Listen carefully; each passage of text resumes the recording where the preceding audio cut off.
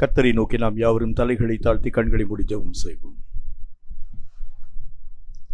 எங்களை அதிகமாக நேசிக்கிற எங்கள் அன்பின் பரலோக பிதாவே, ஆசீர்வதிக்கப்பட்ட அந்த நல்ல நாள் காலை வேளைக்காக உம்முடைய நாமத்தை நன்றியோடு நாங்கள் ஸ்தோத்திரிக்கிறோம். கர்த்தருடைய கிருபையும் இரக்கமும் எங்கள் மேல் பூர்ணமாய் விளங்கும்படி எங்களுடைய சகல பிரயாசங்களையும் ஆண்டவரை நாங்கள் உம்முடைய கரங்களுக்குள்ளாக தாழ்த்தி ஒப்புக் கொடுக்கிறோம். நாங்கள் ஓடுகிறதும் உழைக்கிறதும் வீணாக்கப்படாதபடி அவைகளுக்கேற்ற மகிமைகளை இம்மையிலும் மறுமையிலும் நாங்கள் தடையில்லாமல் பெற்றுக்கொள்ள ஆவியானவராகிய கர்த்தர் ஏற்ற வல்லமைகளை தந்து நீர் ஆசீர்வதிக்க வேண்டுமென்று நாங்கள் ஜெபிக்கிறோம். கர்த்தருடைய நாமம் எங்கள் மூலமாய் மகிமைப்படுத்தப்படும்படி இந்த நாளிலும் ஆண்டவராகிய தேவனுடைய பரிசுத்தம் உள்ள கரங்கள் எங்களோடு கூட இருந்து இயங்குகிறதை பிரத்யேகமாய் நாங்கள் கண்டு உணர நீரே கிருபை தந்து ஆசீர்வதிக்க வேண்டுமென்று நாங்கள் ஜெபிக்கிறோம். இனி வரக்கூடிய ஒவ்வொரு வேளையும் கர்த்தருடைய கரங்களுக்குள்ளாக தாழ்த்தி ஒப்புக் கொடுக்கிறோம். உம்முடைய சித்தம் எங்கள் வாழ்க்கையில் நிறைவாக்கப்பட நீரே கிருபை தந்து மேன்மைப்படுத்த வேண்டும் என்று இயேசு கிறிஸ்துவின் நாமத்தினால் வேண்டிக் கொள்கிறோம் எங்கள் பரிசுத்தமுள்ள நல்ல பிதாவே, ஆமென், ஆமென்.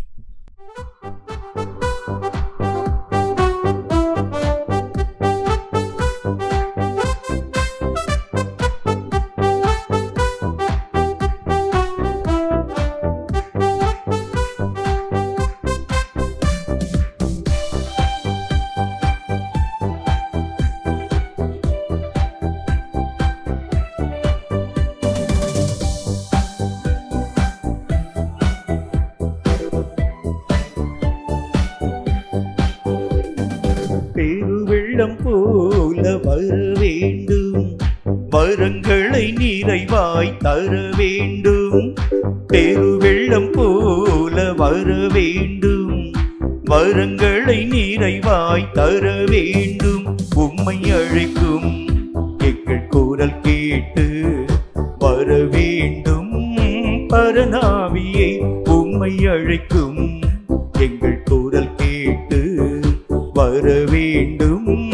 பரநாவியே அல்லேலூயா, அல்லேலூயா, அல்லேலூயா, அல்லேலூயா, அல்லேலூயா, அல்லேலூயா, அல்லேலூயா, அல்லேலூயா.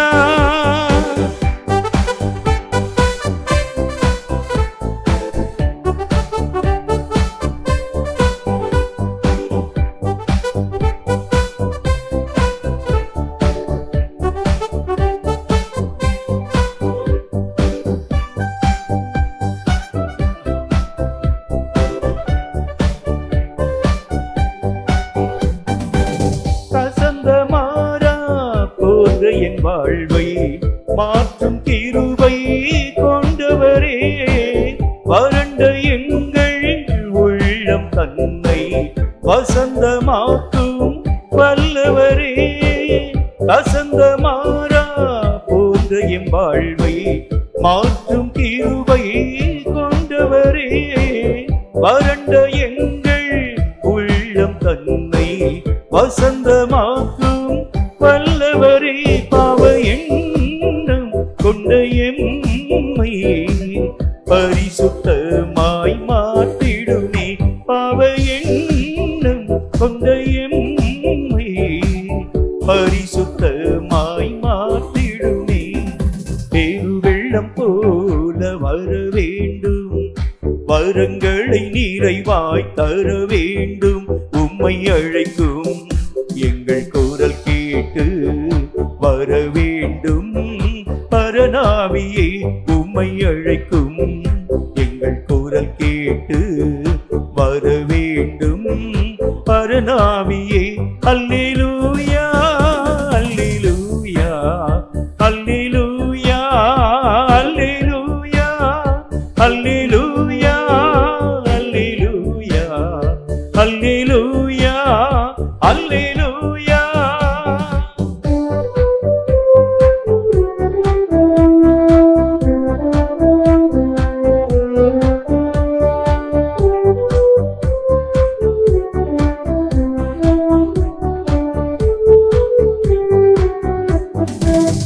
எங்கள் உள்ளத்தை ஜீவ ஊற்றால் நிரப்புவேன் என்று சொன்னவரே, எங்கள் உள்ளம் பொங்கி வழிய ஆவியின் வரத்தால் நிரப்பிடுவே.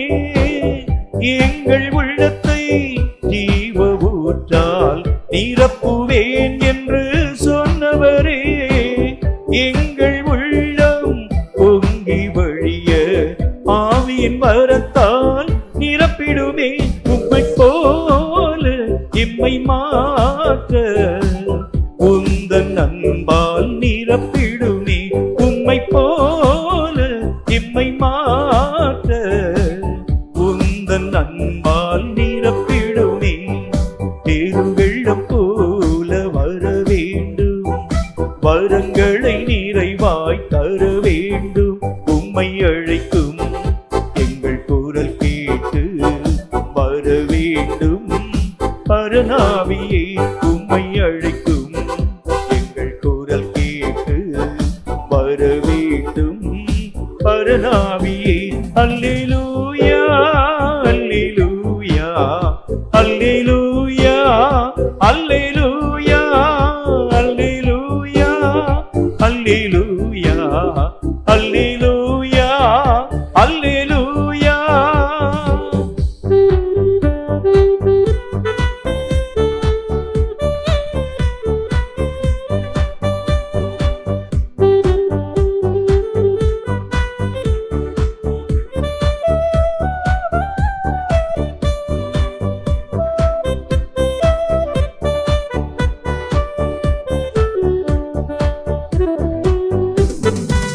கனிகள் எல்லா மரங்கள் ஒரு நாள் அழிவை அடையும் என்றவரே, கனிகள் எம்மில் நிறைவாய் தோன்ற கிருபையின் ஆவி ஏந்திடுமே.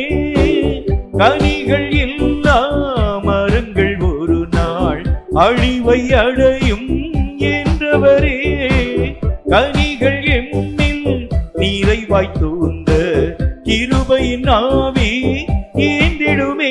வேதம் காட்டும் பாதை செல்ல உன்னத பலம் தந்திடுமே. வேதம் காட்டும் பாதை செல்ல உன்னத பலம் தந்திடுமே. பெருவெள்ளம் போல வர வேண்டும், வரங்களை நிறைவாய் தர வேண்டும். பெருவெள்ளம் போல வர வேண்டும், வரங்களை நிறைவாய் தர வேண்டும். உம்மை அழைக்கும் எங்கள் குரல் கேட்டு வர வேண்டும். பரநாவியே உம்மை அழைக்கும் எங்கள் குரல் கேட்டு வர வேண்டும். பரநாவியே அல்லேலூயா அல்லேலூயா அல்லேலூயா அல்லேலூயா அல்லேலூயா அல்லேலூயா அல்லேலூயா அல்லேலூயா.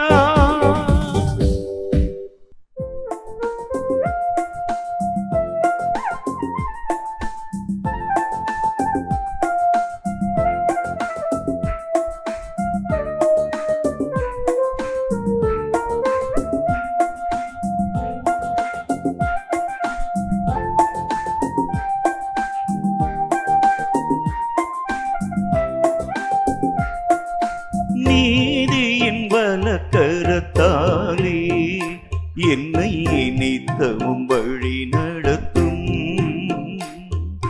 நீதியின் வலக்கரத்தாலே என்னை நித்தமும் வழி நடத்தும்.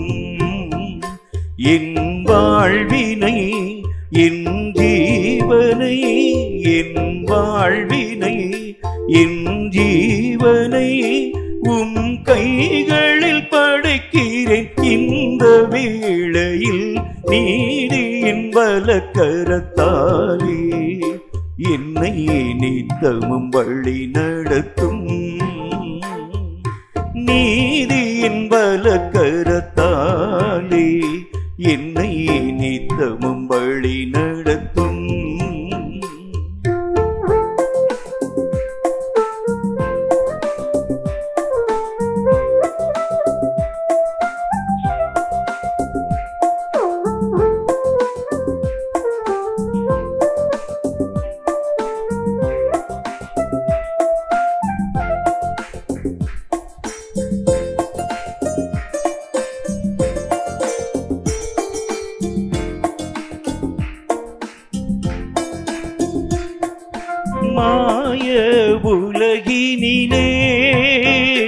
நான் மயங்கி திரிகையிலே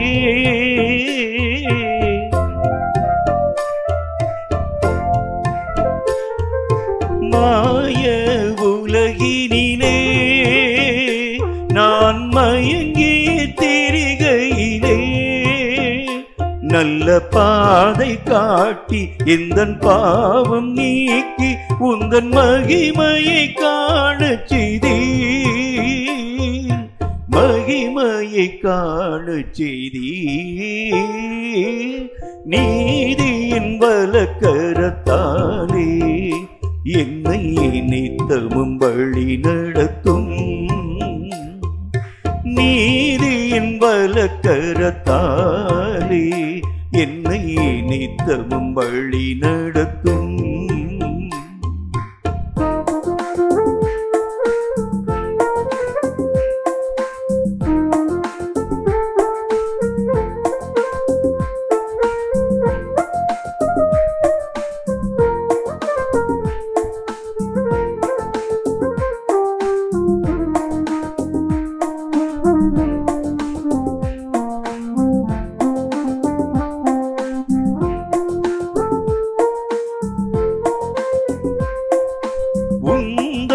வருகையிலே நான் உம்முடன் சேர்ந்திடவே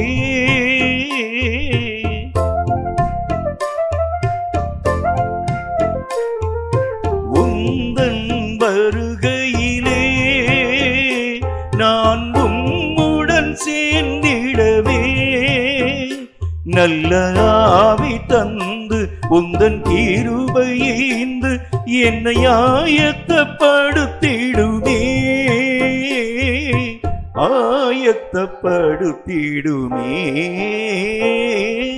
நீதியின் வலக்கரத்தாலே என்னை நித்தமும் வழி நடத்தும், நீதியின் வலக்கரத்தாலே என்னை நித்தமும் வழி நடத்தும். என் வாழ்வினை என் ஜீவனை என் வாழ்வினை என் ஜீவனை உம் கைகளில் படைக்கிறேன். இந்த வேளையில் நீதியின் வலக்கரத்தாலே என்னை நித்தமும் வழி நடத்தும், நீதியின் வலக்கரத்தாலே என்னை நித்தமும் வழி நடத்தும். சங்கீதங்களின் புஸ்தகம் 54வது அதிகாரம். கர்த்தர் தாமே இந்த சங்கீத வாக்கியங்களின் மூலம் நம்மோடு பேசும்படி தலைகளை தாழ்த்தி கண்களை மூடி கர்த்தரை நோக்கி நாம் ஜெபித்து தொடர்ந்து நாம் யாவரும் எழுந்து நின்று இந்த சங்கீதத்தை ஆராதனையோடு இணைந்து வாசிப்போம். சங்கீதங்களின் புஸ்தகம் 54வது அதிகாரம். கர்த்தர் தாமே இந்த சங்கீத வாக்கியங்களின் மூலம் நம்மோடு பேசும்படி தலைகளை தாழ்த்தி நாம் ஜெபிக்கலாம். எங்களை அதிகமாக நேசிக்கிற எங்கள் அன்பின் பரலோக பிதாவே, ஆசீர்வதிக்கப்பட்ட அந்த நல்ல நாள் காலை வேளைக்காக மீண்டும் உம்முடைய நாமத்தை நன்றியோடு நாங்கள் ஸ்தோத்திரிக்கிறோம்.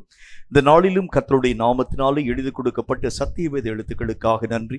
இவைகளை வாசிக்கவும் அறியவும் உணரவும் இவைகளுக்கேற்ற சகல பாக்கியங்களையும் நன்மைகளையும் தடையில்லாமல் எங்கள் வாழ்க்கையிலே பெற்றுக்கொள்ளவும் நீர் பேசும் உம்முடைய பரிசுத்தமுள்ள ஆழ்ந்த சத்தியமான வார்த்தைகளை இந்த வசனங்களின் மூலமாக நாங்கள் கற்று உணரவும் ஏற்ற கிருபைகளை தந்து ஆசீர்வதிக்க வேண்டும் என்று நாங்கள் ஜெபிக்கிறோம். உம்முடைய வசனங்களின் காரியங்களை நாங்கள் கற்று உணர்ந்து உம்முடைய நாமத்தை மகிமைப்படுத்த கிருபை தர வேண்டும் என்று இயேசு கிறிஸ்துவின் நாமத்தினால் வேண்டிக் கொள்கிறோம் எங்கள் பரிசுத்தமுள்ள நல்ல பிதாவே, ஆமேன், ஆமேன்.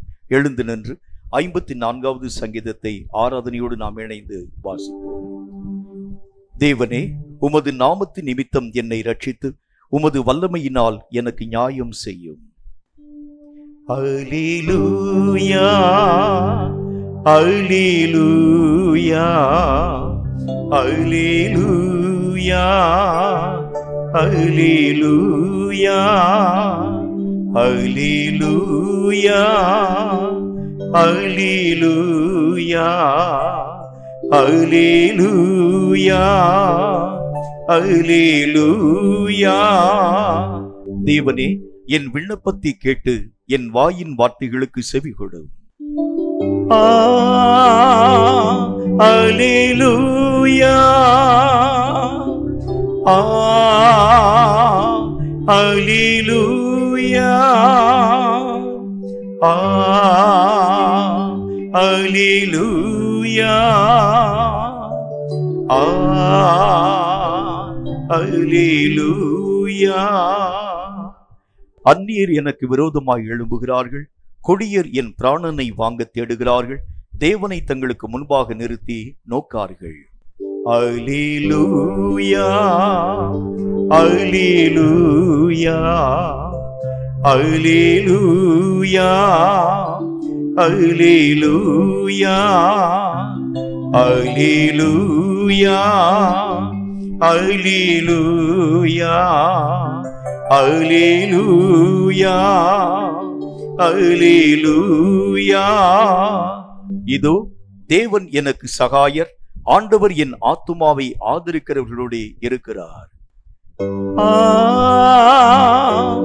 அல்லேலூயா அல்லேலூயா அல்லேலூயா அல்லேலூயா. அவர் என் சத்துருக்களுக்கு தீமைக்கு தீமையை சரி கட்டுவார், உமது சத்தியத்தின் நிமித்தம் அவர்களை நிர்மூலமாக்கும். அல்லேலூயா அல்லேலூயா அல்லேலூயா அல்லேலூயா அல்லேலூயா அல்லேலூயா அல்லேலூயா அல்லேலூயா. உற்சாகத்துடன் நான் உமக்கு பலியிடுவேன், கர்த்தாவே உமது நாமத்தை துதிப்பேன், அது நலமானது.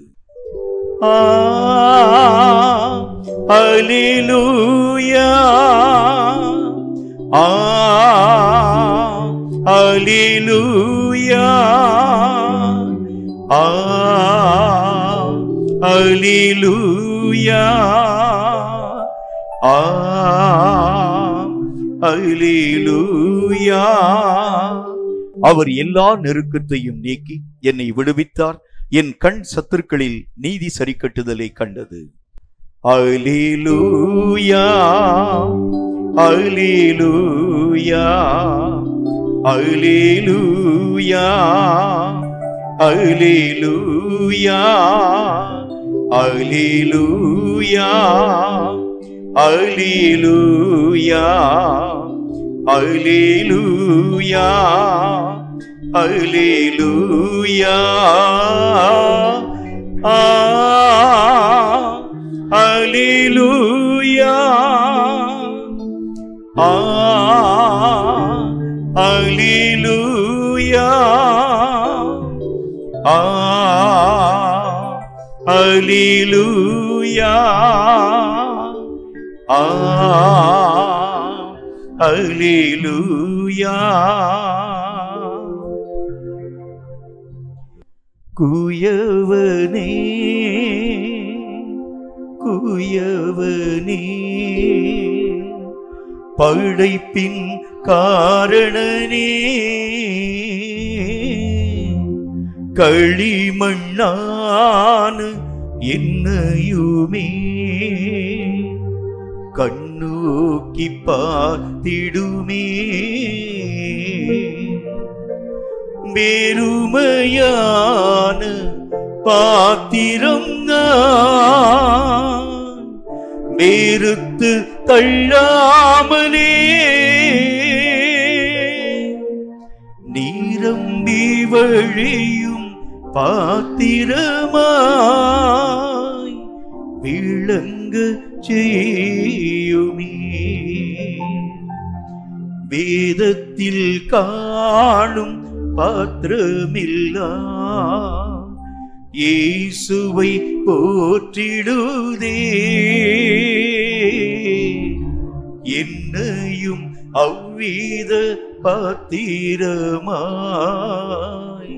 வனைந்து கொள்ளுமே.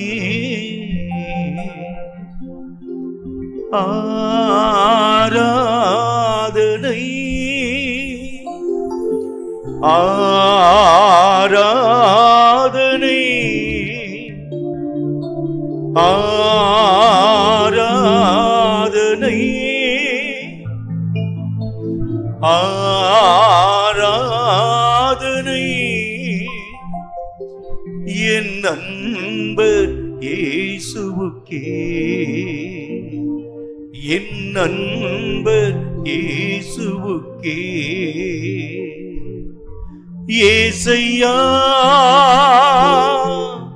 உம்மைத்தானே என் முன்னே நிறுத்தியுள்ளே ஏசையா உம்மைத்தானே என் முன்னே நிறுத்தியுள்ளே உம்மோடு இருப்பதுதான் என் உள்ளத்தின் வாஞ்சையா உம் சித்தம் செய்வதுதான் என் இதயத்தின் ஏக்கமையா உம்மோடு இருப்பதுதான் என் உள்ளத்தின் வாஞ்சையா உம்மோடு இருப்பதுதான் என் இதயத்தின் வேகமையா ஏசையா உம்மைத்தானே என் முன்னே நிறுத்தியுள்ளே ஏசையா உம்மைத்தானே என் முன்னே நிறுத்தியுள்ளே ஏசையா உம்மைத்தானே என் முன்னே நிறுத்தியுள்ளே ஏசையா எல்லாரும் வாய்களை திறந்து உம்மைத்தானே என் முன்னே நிறுத்தியுள்ளே உம்மோடு இருப்பதுதான் என் உள்ளத்தின் வாஞ்சையா உம் சித்தம் செய்வதுதான் என் இதயத்தின் ஏக்கமையா உம்மோடு இருப்பதுதான் என் உள்ளத்தின் வாஞ்சையா உம் சித்தம் செய்வதுதான் என் இதயத்தின் ஏக்கமையா ஏசையா உம்மைத்தானே என் முன்னே நிறுத்தியுள்ளேன் ஆமென் ஆண்டவரே ஏசையா உம்மைத்தானே என் முன்னே நிறுத்தியுள்ளே அல்லேலூயா அல்லேலூயா அல்லேலூயா அல்லேலூயா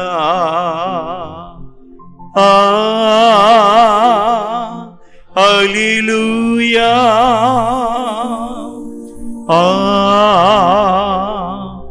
அல்லேலூயா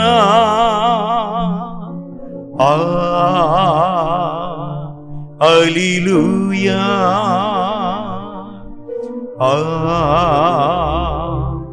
அல்லேலூயா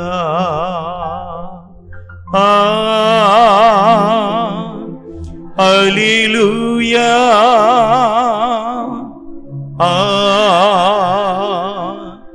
அல்லேலூயா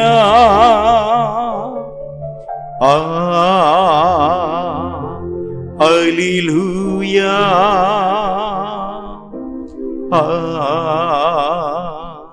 அல்லேலூயா.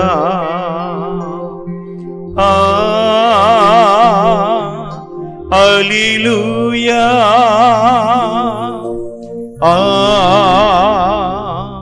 அல்லேலூயா.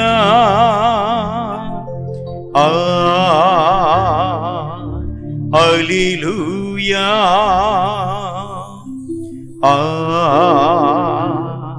அல்லேலூயா.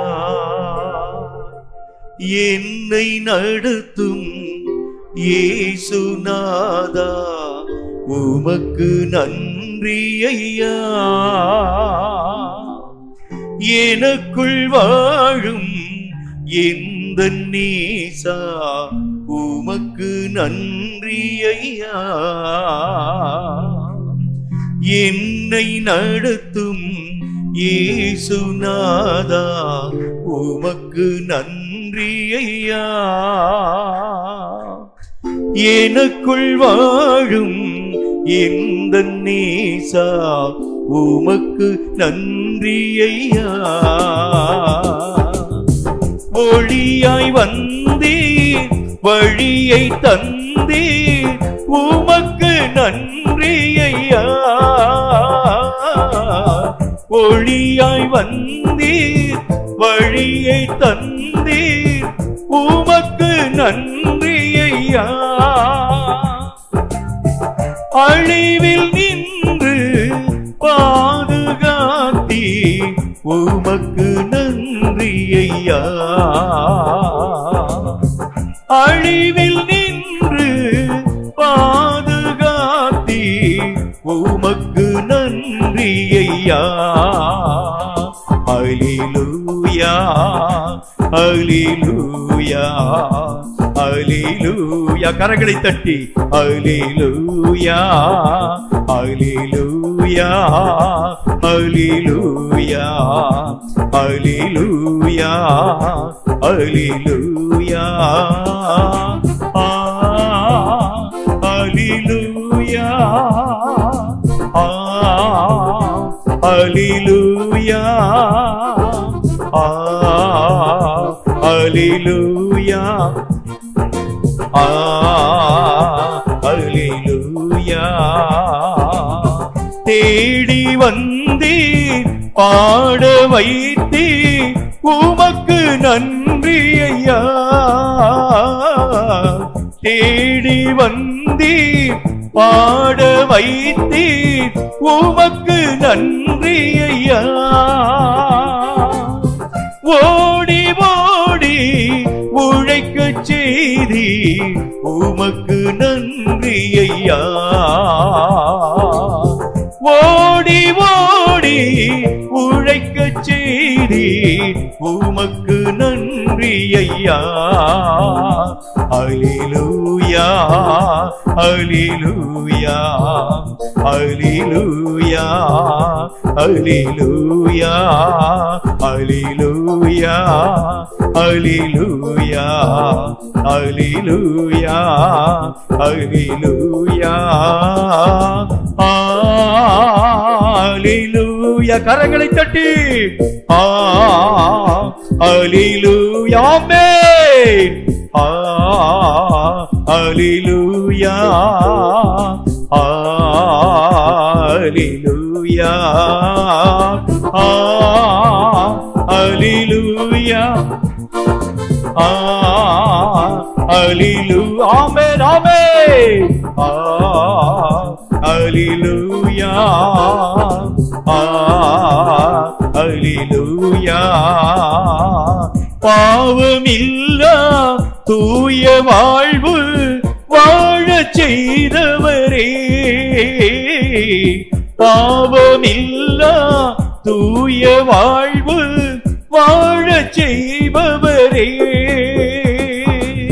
பூவாய் வளர்ந்து பூத்து குலுங்கி மலரச் செய்பவரே, பூவாய் மலர்ந்து பூத்து குலுங்கி மலரச் செய்பவரே. அல்லேலூயா அல்லேலூயா அல்லேலூயா அல்லேலூயா அல்லேலூயா. ஆமென் ஆமென். அல்லேலூயா அல்லேலூயா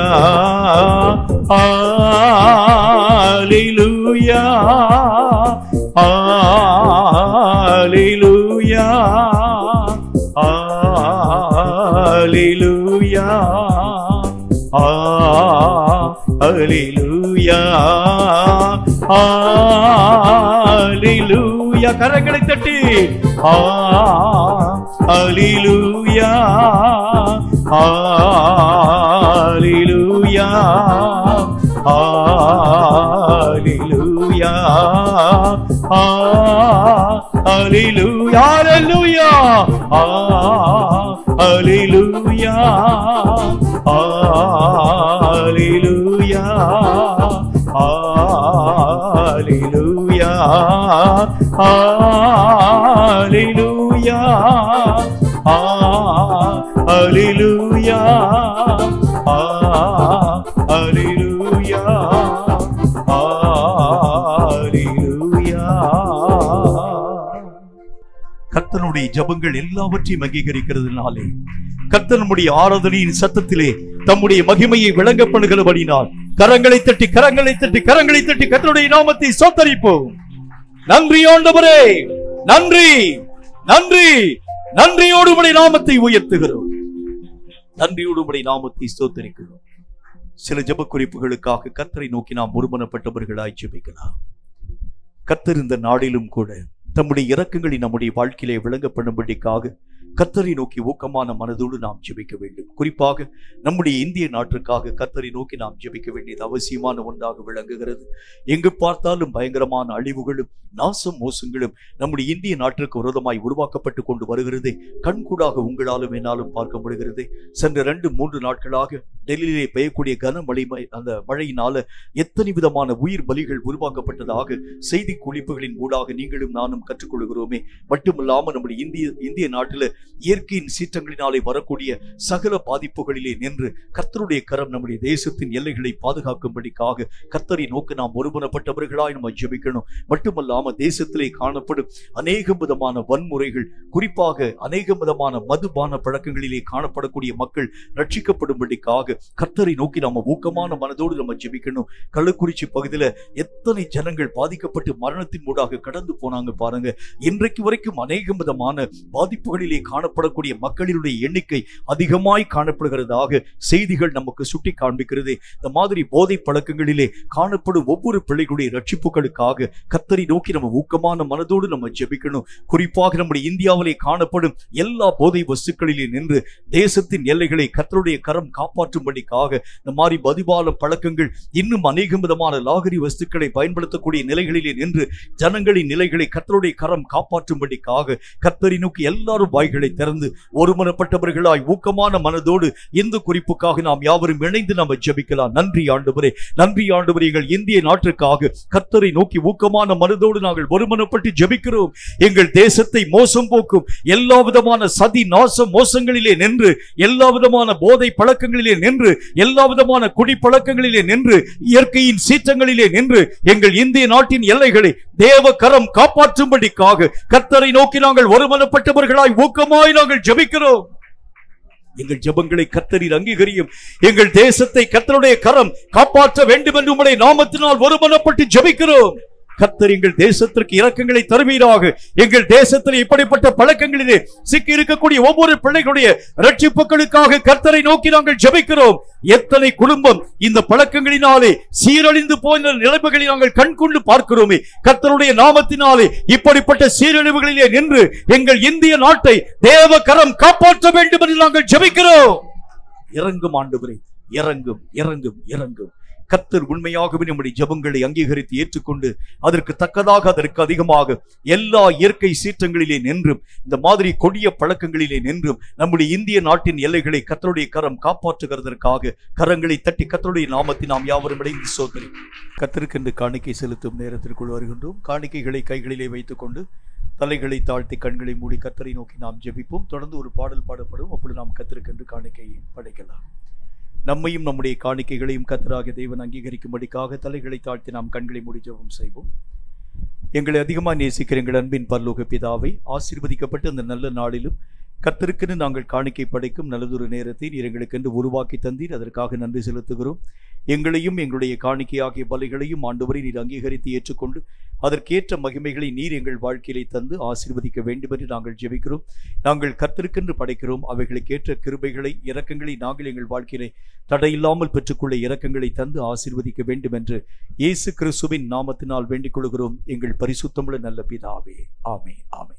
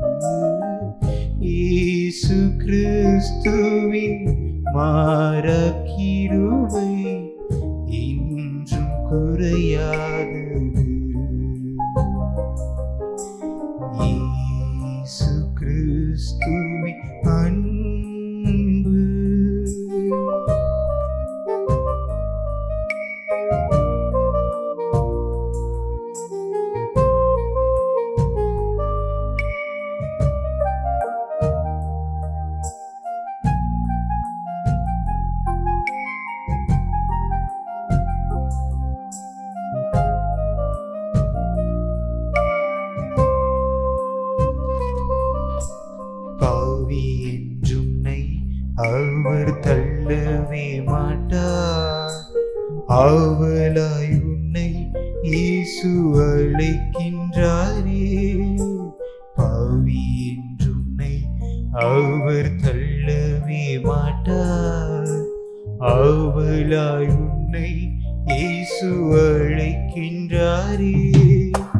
தயங்கிடாதே, தாவி ஓடிவா, தந்தை இயேசுவின் சொந்தம் கொள்ளவா. தயங்கிடாதே, தாவி ஓடிவா, தந்தை இயேசுவின் சொந்தம் கொள்ளவா. தந்தை இயேசுவின் சொந்தம் கொள்ளவா. இயேசு கிறிஸ்துவின் அன்பு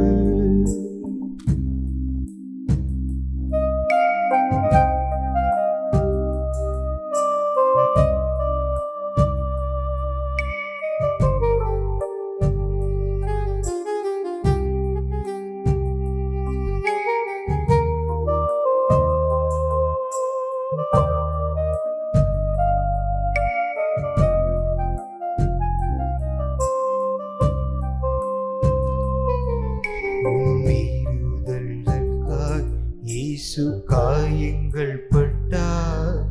உன் அக்கிரமங்கள் இயேசு நொறுக்கப்பட்டார். உன் மீறுதல்களுக்காய் இயேசு காயங்கள் பட்டார். உன் அக்கிரமங்களுக்காய் அவர் நொறுக்கப்பட்டார்.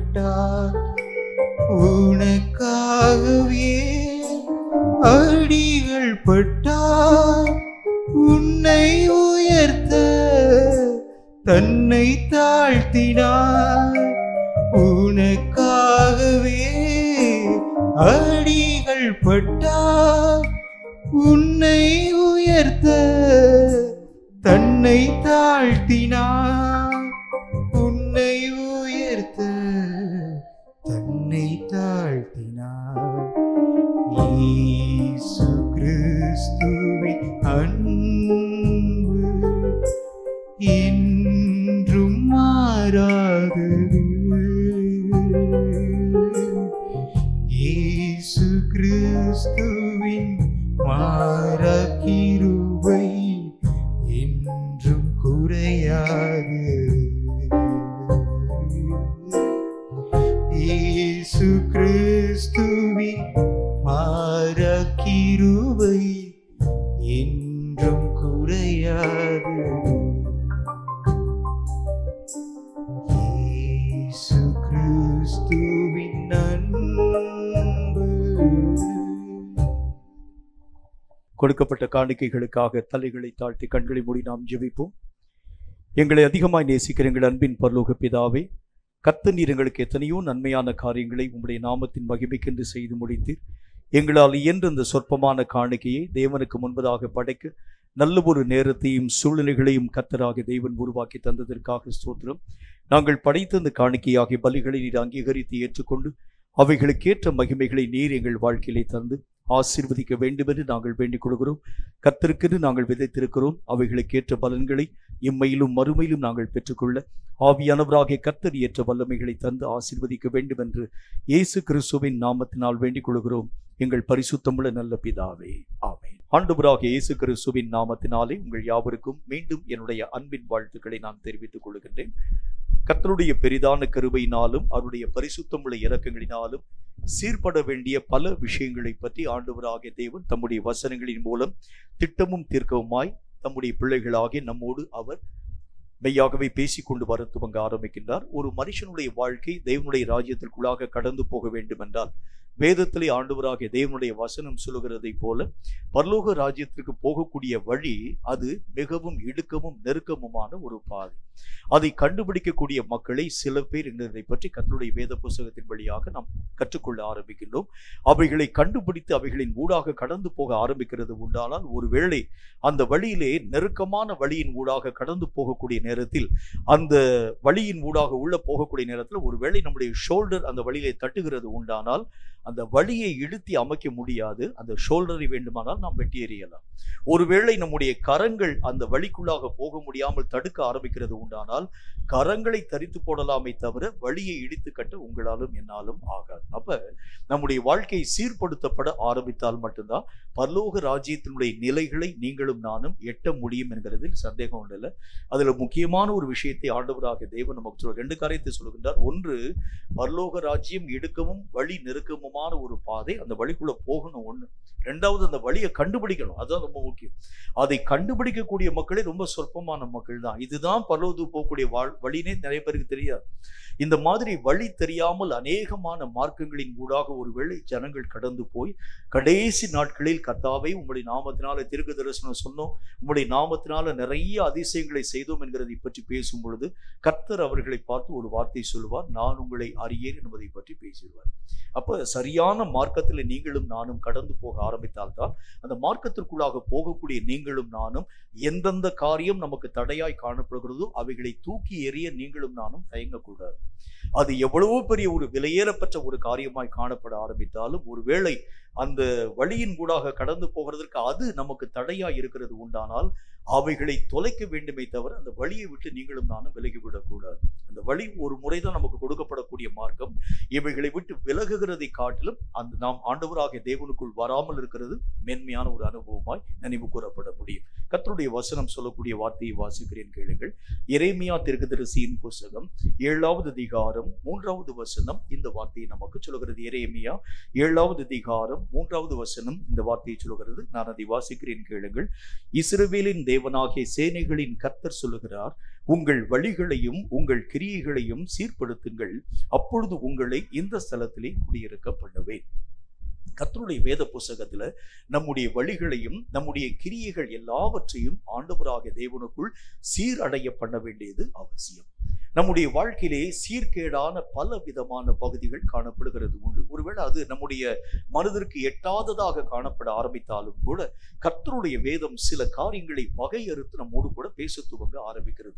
இதெல்லாம் சீர்கெட்ட ஒரு மார்க்கம். கர்த்தராகிய தேவன் நமக்கு சொல்லுகிறார். உங்களுக்கே தெரியும், ஒரு மனுஷனுக்கு நித்திரை என்கிறது மிகவும் முக்கியமான ஒன்று. ஆனால் ஆண்டவராகிய தேவனுடைய வசனம் சொல்லக்கூடிய வார்த்தையின் அடிப்படையில இஸ்ரவேலை காக்கக்கூடிய தேவன் உறங்குகிறதும் இல்லை, தூங்குகிறதும் இல்லை. அது மாதிரி தான் நீங்களும் நானும் இனி இளைப்பாறக்கூடிய காலம் இனி வரக்கூடியதா இருக்கிறதுனால இப்பொழுது நீங்களும் நானும் உழைத்து ஓடி ஆடி ஆண்டவராகிய தேவனுடைய சித்தத்தின் ஊடாக கடந்து போக வேண்டும். அப்ப தூக்கம் ஒரு மனுஷனுக்கு உலக ரீதியாக காணப்படக்கூடிய ஒன்று. ஆனால் கர்த்தராகிய தேவன் என்ன சொல்கிறார் பாருங்கள், இளைப்பாறக்கூடிய காலம் இனி வரப்போகிறதாக இருக்கிறதுனால இளைப்பாறக்கூடிய காலத்திற்குரிய மக்களாக நீங்களும் நானும் காணப்படக்கூடாது. வசனத்தில் ஆண்டவராகிய தேவன் சொல்லுகின்றார், அதாவது தூங்கக்கூடியவர்கள் அநேகம் பேர் தூங்குவார்கள், பகலுக்குரியவர்களாகி நீங்களோ விழித்தவர்களாய் காணப்பட வேண்டும் என்று கர்த்தருடைய வேத புஸ்தகத்தின் வழியாக பார்க்க முடியும். அப்ப வேதம் சொல்லக்கூடிய பல விதமான மார்க்கங்கள் உலகத்தோடு கூட ஒத்து வராதிருக்கக்கூடிய தன்மைகளை உருவாக்க ஆரம்பிக்கிறது. உலகம் ஒரு வழிகளை நமக்கு கற்பிக்கிறது. இப்படிதான் நம்ம வாழணும், இப்படிதான் போகணும், இப்படிதான் காரியங்களை செய்யணும், நீங்களும் நானும் உழைக்க வேண்டும், பிழைக்க வேண்டும், உலகத்துக்கு தேவையான ஆசீர்வாதங்களை பெற்றுக்கொள்ளும்படிக்காக எத்தனை தூரம் நம்ம பிரயாசப்பட வேண்டும். இது உலக வழிபாடு. ஆனால் ஆண்டவராகிய தேவனுடைய பிள்ளைகளுக்கு ஆண்டவராகிய தேவன் வைத்திருக்கக்கூடிய விதிமுறைகள் வேற. இந்த வழியையும் அந்த வழியை நீங்களும் நானும் கன்ஃபியூஸ் பண்ண ஆரம்பிக்கிறது உண்டானால் தேவன் எதிர்பார்க்கக்கூடிய வளர்ச்சியின் கூடாக கடந்து போகிறது முடியாது. உலக மார்க்கம் வேற, ஆவிக்குரிய மார்க்கம் வேற. உலகத்திலே காணப்படக்கூடிய அறிவோடு கூட ஆவிக்குரிய மார்க்கத்தை நீங்கள் அணுக ஆரம்பித்தால் நீங்கள் ஆவிக்குரிய நன்மையான காரியங்களிலே ஒன்றையும் உங்களாலும் என்னாலும் ஒரு நாளும் பெற்றுக்கொள்ள முடியாது. அப்போ உலகத்துக்குரிய அறிவுக்குரிய காரியங்களிலே நின்று நீங்கள் வேறு பிரிக்கப்பட்டு ஆவிக்குரிய நிலைகளின் ஊடாக நம்ம கடந்து போக ஆரம்பித்தால் தான் இது எதை நோக்கி என்னை நடத்த ஆரம்பிக்கிறது, எதெல்லாம் உன்னுடைய வாழ்க்கையிலே தேவையற்ற ஒன்று. உலகத்துல காணப்படக்கூடிய மக்களுக்கு தேவையானது என்னென்ன காரியம் வேண்டும் அப்படின்னா உங்களுக்கு நல்லாவே தெரியும். நல்ல ஒரு குடும்பம் நமக்கு தேவை, நல்ல ஒரு பெற்றோர்கள் நமக்கு தேவைப்பட ஆரம்பிக்கிறாங்க, நம்மை பராமரிக்கக்கூடிய அநேக விதமான நண்பர்கள் நமக்கு தேவைப்பட ஆரம்பிக்கிறாங்க. ஆனால் கர்த்தராகிய தேவன் நமக்கு சொல்லக்கூடிய வார்த்தையின் அடிப்படையில இவைகள் ஒன்றுமல்ல பரலோக ராஜ்யத்திற்கு போகக்கூடிய வழி.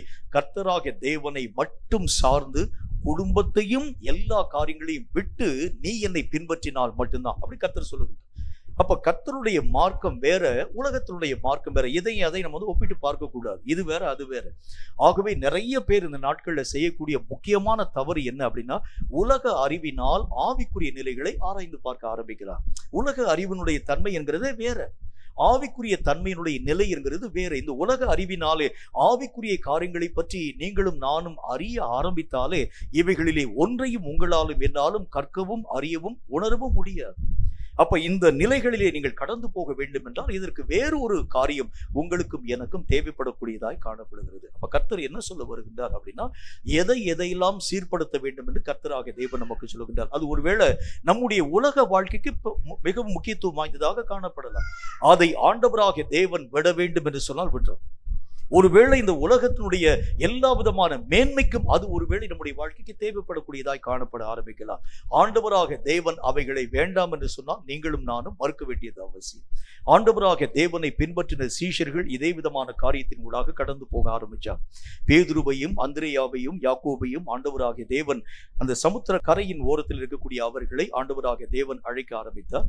அவங்க அப்போ தங்களுடைய படகுகளுக்கு பக்கத்தில் உட்கார்ந்து கொண்டு வலைகள் யாவற்றையும் பழுது பார்க்கக்கூடிய ஒரு மக்களாய் விளங்கினார்கள். கர்த்தராகிய தேவன் அவர்களை அழைத்தார். நீங்கள் இந்த எல்லா விதமான மக்களுக்கும் தேவையான மீன்களை பிடிக்கக்கூடிய மக்களாய் அல்ல, என்னை நீங்கள் பின்பற்றி வாருங்கள், நான் உங்களை மனுஷர்களை பிடிக்கிறவர்களாய் மாற்றப் போகின்றேன். கர்த்தராகிய தேவன் சொன்ன அந்த வார்த்தையை கேட்ட மாத்திரத்தில் வசனத்தில் என்ன போட்டிருக்கு, தங்கள் வாழ்க்கைக்கு தேவையான படகையும் வலையையும் தங்கள் குடும்பத்தையும் விட்டு இயேசுவை அவர்கள் பின்பற்றி போனார். இந்த இயேசுவை நம்புகிறதற்கு அவர் யார் என்று அவங்களுக்கு தெரியாது. இயேசுனுடைய நிலைகள் உங்களுக்கு யாரும் தெரியாது. முன்னப்பின் அவர் அறிமுகமாக்கப்பட்டவர் அல்ல. இதுக்கு முன்னால வரைக்கும் ஆண்டவராகிய தேவனுடைய காரியம் அந்த இஸ்ரவேல் நாட்டிலே அங்க காணப்படக்கூடிய யூதேயா தேசத்திலே அறியப்படாத ஒன்று. இப்பொழுது திடீரென்று ஒரு மனிதன் என்னை அழைக்கின்றான், நான் உன்னை மனிதனை பிடிக்கிறவனாய் மாற பண்ண போகிறேன் என்று சொல்லி. இந்த வார்த்தை இது ஒரு நம்பிக்கைக்குரிய ஒரு வார்த்தையா, நம்ப முடியாத ஒரு வார்த்தையா? இவனை நான் நம்பி போகிறது உண்டானால் இவன் என்னுடைய வாழ்க்கை நிலைகளை கடைசி வரைக்கும் காப்பாற்றுவானா அல்லது ஒருவேளை பாதி வழியில விட்டு போவானா தெரியாது. என்றாலும் ஆண்டவராகிய தேவனுடைய அழைப்பு அவர்களுடைய வாழ்க்கையிலே வந்த மாத்திரத்தில் தங்களுடைய உலக ரீதியான காரியங்களுக்கு தேவையான எல்லா விஷயத்தையும் துறந்து ஆண்டவராகிய தேவனை பின்பற்றினார். சீர்படுதல் அப்படின்னா எதை ஆண்டவராகிய தேவன் சொல்லுகின்றார்? தேவன் என்னை அழைத்தவுடன் எதையெல்லாம் கர்த்தரை பின்பற்றுகிறதற்கு தடையாய் காணப்படுகிறதோ விட்டுறோம். எதெல்லாம் கர்த்தராகிய தேவனை பின்பற்ற தடையாய் காணப்பட ஆரம்பிக்கிறது, அது ஒருவேளை அதிகாலை இருட்டோடு எழுந்திருந்து நீங்கள் விழித்திருந்து ஜபிக்க வேண்டும் என்கிறதை பற்றி கர்த்தர் பேசுகிறார் என்று வைத்துக் கொள்ளுங்கள். ஆனா தூக்கம் தான் எனக்கு தடையா இருக்கிறது உண்டா, விட்டுறணும். ஆண்டவராகிய தேவனுடைய வேதம் என்ன வார்த்தையை சொல்கிறது? சீர்படுதல் என்று சொன்னால் ஒருவேளை அது நம்முடைய வாழ்க்கையை விட்டு நீங்க முடியாததாக காணப்பட ஆரம்பித்தாலும் கர்த்தராகிய தேவனுடைய ராஜ்யத்திற்குள் போக வேண்டும் என்றால் இவைகளை விட்டுத்தான் போக வேண்டியது அவசியம். இவைகளையும் நான் பற்றுக்கொள்ளுவேன், ஆண்டவராகிய தேவனுடைய ராஜ்யத்துக்குள் போவேன்னு சொன்னா முடியாது. ஏன்னா வசனத்தில் என்ன போட்டு, 2 எஜமானுக்கு ஊழியம் செய்ய ஒருவனாலும் கூடாது. ஏனென்றால் ஒருவனை அவன் சிநேகிப்பான், மற்றொருவனை அவன் எளிதாக பகைக்க ஆரம்பிச்சிடும். ஆகவே ஆண்டவராகிய தேவனை நீங்கள் பின்பற்ற வேண்டும் என்று சொன்னால் உலக ரீதியான காரியங்களை கட்டாயம் நீங்கள் புறம்பாக்க வேண்டியது அவசியமான ஒன்று என்று கர்த்தருடைய வேத புஸ்தகத்தின் வழியாக நீங்களும் நானும் கற்றுக்கொள்ள முடியும். இன்றைக்கு ஒரு முக்கியமான ஒரு காரியத்தை பற்றி வேதம் சொல்லக்கூடிய நல்ல ஒரு வார்த்தையை நாம் மெய்யாகவே அறிந்து உணர வேண்டியது அவசியம். நம்முடைய வாழ்க்கையிலே எந்த வழிகளை நாம் சீர்படுத்த வேண்டும்? பலவிதமான மார்க்கங்கள், தவறான மார்க்கங்கள் நம்முடைய வாழ்க்கையிலே காணப்படக்கூடியதாய் விளங்குகிறது. அது நம்முடைய மனதிற்கு அறிந்ததாக அல்லது அறியாததாக அல்லது ஒருவேளை இதெல்லாம் ஒரு தப்பா என்று சொல்லி யோசிக்கக்கூடிய அளவிற்காக காணப்படக்கூடிய சில சுபாவங்கள், இவைகளை ஆண்டவராகிய தேவன் விட்டு விலகினால்தான் மறு உலகம் என்று அழைக்கப்படக்கூடிய தேவராஜ்யத்தின் ஊடாக கடந்து போக முடியும் என்கிறதை பற்றி திட்டமும் தீர்க்கவுமாய் கர்த்தராகிய தேவன் பேச ஆரம்பிக்கின்றார். இன்னைக்கு நம்ம பார்க்க போகிறது ஒவ்வொரு மனுஷனுடைய வாழ்க்கையிலே காணப்படக்கூடிய முக்கியமான சீர்கெட்ட சில பகுதிகளை நாம் மெய்யாகவே கற்று உணர வேண்டியது அவசியம். அதை பற்றி கர்த்தருடைய வேதம் என்ன சொல்லுது பாருங்க. தீத்துவுக்கு எழுதின நிருபம் 1வது அதிகாரம் 16வது வசனம் இந்த வார்த்தையை சொல்லுகிறது. தீத்து 1வது அதிகாரம் 16வது வசனம் இந்த வார்த்தையை சொல்லுகிறது. வாசிக்கிறேன், கேளுங்கள். அது என்ன சொல்லுதுன்னு பாருங்க. அவர்கள் தேவனை அறிந்திருக்கிறோம் என்று அறிக்கை பண்ணுகிறார்கள், கிரியைகளினாலேயோ அவரை மறுதலிக்கிறார்கள். அவர்கள் அருவருக்கப்படத்தக்கவர்களும் கீழ்ப்படியாதவர்களும் எந்த நற்கிரியையும் செய்ய ஆகாதவர்களுமாயும் இருக்கிறார்கள். கர்த்தருடைய வசனத்துல அவர்கள் தங்களுடைய எல்லா விதமான ஆண்டவராகிய தேவனுடைய நாமத்தினாலே அறிக்கை பண்றாங்க, நாங்கள் கர்த்தராகிய தேவனை அறிந்திருக்கிறோம் என்பதை பற்றி. ஆனால் அவர்களுடைய கிரியைகளை பார்த்தால் தேவனுக்கும் அவர்களுக்கும் சம்பந்தமே இல்லை. வாயில சொல்றான் நான் கர்த்தராகிய தேவனுடைய பிள்ளை என்பதை பற்றி, ஆனால் அவன் தன்னுடைய கிரியைகளிலே கர்த்தராகிய தேவனை மறுதலிக்க துவங்க ஆரம்பித்து விடுகின்றான். ஆண்டவராகிய தேவனுடைய வேதம் என்ன வார்த்தையை சொல்லுதுன்னா, நீ பேசும் வார்த்தையை வைத்து ஆண்டவராகிய தேவன் உன்னையும் என்னையும் நியாயம் விசாரிக்க மாட்டான். நீ செய்யும் கிரியைகள் எப்படிப்பட்டதா இருக்கிறது என்பதை பற்றி பார்த்தே தேவன் உங்களையும் என்னையும் நியாயம் விசாரிக்கக்கூடிய ஒரு தேவனாய் விளங்குகின்றார். உன்னுடைய பேச்சு ஒரு மாதிரியும் உன்னுடைய கிரியை வேறு மாதிரியாகவும் காணப்பட ஆரம்பிக்கிறது உண்டானால் தேவனாகிய கர்த்தரை நான் என்னுடைய செயல்களிலே மறுதலிக்கக்கூடியவனாய் விளங்க ஆரம்பிக்கின்றேன். மறுதலித்தல் அப்படின்னா உங்களுக்கு நல்லாவே தெரியும். ஆண்டவராகிய தேவனை வெளிப்படுத்த வேண்டிய நான் தேவன் இல்லை என்கிறதை எல்லா ஜனங்களுக்கு முன்பதாக சொல்லிக் கொடுக்கக்கூடியவனாய் விளங்க ஆரம்பிக்கின்றேன். என்னை பார்க்கக்கூடிய மனுஷன் எப்படி பார்க்கணும்? எனக்குள் ஆண்டவராகிய தேவன் இயங்குகிறார், என்னோடு கூட கர்த்தராகிய தேவன் கிரியைகளை நடப்பிக்க ஆரம்பிக்கின்றார். அவர் வல்லமையிலே நிறைந்த ஒரு தேவன். அவருடைய வல்லமைகளை நீங்களும் நானும் என்னுடைய செயல் வடிவில் நிரூபிச்சு காமிக்கணும். அவருடைய எல்லா விதமான சத்துவங்கள் இன்றைக்கும் எல்லா விதமான காலங்களுக்கும் அவைகள் போதுமானதாக காணப்படக்கூடியதா இருக்கிறதுனால அவைகளை நீங்களும் நானும் ஏற்றுக்கொள்ள வேண்டும் என்கிறதை பற்றியதான செயல் வடிவிலே ஜனங்களுக்கு நீங்கள் உங்கள் கிரியைகளின் மூலமாய் கர்த்தராகிய தேவனை வெளிப்படுத்தி காண்பிக்கணும். ஆனால் நம்மை பார்க்கக்கூடிய ஜனங்கள், நம்முடைய கிரியைகளை பார்க்கக்கூடிய மக்கள், எல்லா ஜனங்களும் என்ன வார்த்தையை சொல்றாங்க? இயேசு கிறிஸ்து என்று அழைக்கப்படக்கூடியவர் அவர் ஜீவனுள்ள ஒரு தேவன் இல்லை என்கிறதை பற்றி பேசுறாங்க. அவர் ஒரு கடவுளே இல்லைன்னு சொல்றாங்க. ஏனென்றால் என் கிரியைகளிலே நான் அவரை மறுதலிக்க ஆரம்பிக்கிறதுனால தேவனை அறியாதிருக்கக்கூடிய புறஜாதி மக்கள், நீங்களே அதாவது இந்த யூடியூப் சேனல் நீங்க எடுத்து ஓபன் பண்ணி பாருங்க, கிறிஸ்தவர்களை பற்றி எவ்வளவு கேவலமா ஜனங்கள் பேசுறாங்கன்னு பாருங்க. எத்தனை கீழ்த்தரமான வார்த்தைகளை பேசுறாங்க பாருங்க, எத்தனை அயோக்கியமான வார்த்தைகளை பேசார். உங்களுக்கே தெரிய நல்ல ஒரு காரியம்தான், இந்த உலகத்திலே உண்மையான மார்க்கம் இதுதான் என்கிறதை பற்றி நாம் உண்மையாகவே அறிந்திருக்கக்கூடிய ஒன்று. ஆண்டவராகிய தேவன் உண்மையான ஒரு தேவன். எல்லா விதமான மக்களுக்காக தன்னுடைய உயிரை கொடுத்த கடவுள் உண்மையான தேவன். இவர் உண்மையானவர். இவர் சொல்லக்கூடிய சத்தியமெல்லாம் உண்மையானது. இவர் பேசக்கூடிய மார்க்கங்கள் எல்லாம் உண்மையானது. இது எல்லா விதமான மக்களுக்கும் தெரிந்த ஒரு காரியமாய் காணப்பட ஆரம்பித்தாலும் இன்றைக்கு கிறிஸ்தவம் தூஷிக்கப்படுகிறதுக்கு காரணம் என்ன தெரியுமா? கிரியைகளில் நீங்களும் நானும் இயேசுவை மறுதலிக்க ஆரம்பிக்கிறோம். அதுதான் காரணம். இயேசு கிறிஸ்துவை வெளிப்படுத்த வேண்டிய நான் கிறிஸ்துவை மறுதலிக்க ஆரம்பிக்கிறதுனால்தான் இன்றைக்கு கிறிஸ்தவம் ஜனங்களுக்கு மத்தியிலே மெய்யாகவே கடந்து போக முடியாததாய் தடைச்சுவராய் காணப்பட ஆரம்பிக்கும். இவர்கள் கிறிஸ்துவை பற்றி பேசுறாங்க, கிறிஸ்துவை அவர்களை வாழ்க்கையில பார்க்க முடியல. இவர்கள் ஆண்டவராகிய தேவன் நல்லவர் என்பதை பற்றி பேசுறாங்க, ஆண்டவராகிய தேவன் தரக்கூடிய நன்மைக்கு சாட்சியாக அவருடைய வாழ்க்கையை பார்க்க முடியல. அவர்கள் ஆண்டவராகிய தேவனுக்கு பிரியமுள்ளவர்கள் என்பதை பற்றி பேசுறாங்க, தேவனுடைய பிரியம் அவர்களுடைய வாழ்க்கையிலே காணப்படுகிறதாக நாங்கள் எங்களுடைய கண்களினால் பார்க்கவே முடியல. அநேகம் ஜனங்கள் ஆதி நாட்களிலே காணப்பட்ட மக்கள் எல்லாம் ஆண்டவராகிய இயேசு கிறிஸ்துவை தங்கள் பேச்சின் மூலமாக அல்ல, தங்கள் பலத்தின் மூலமாகவே கர்த்தராகிய தேவனை நிரூபித்து காண்பிக்க ஆரம்பிச்சாங்க. பரலோக ராஜ்யத்தை பற்றியும் கர்த்தர் அதைத்தான் சொல்லுகின்றார். பரலோக ராஜ்யம் பேச்சிலே அல்ல, அது பலத்திலே உண்டாக்கப்பட்டிருக்கிறது.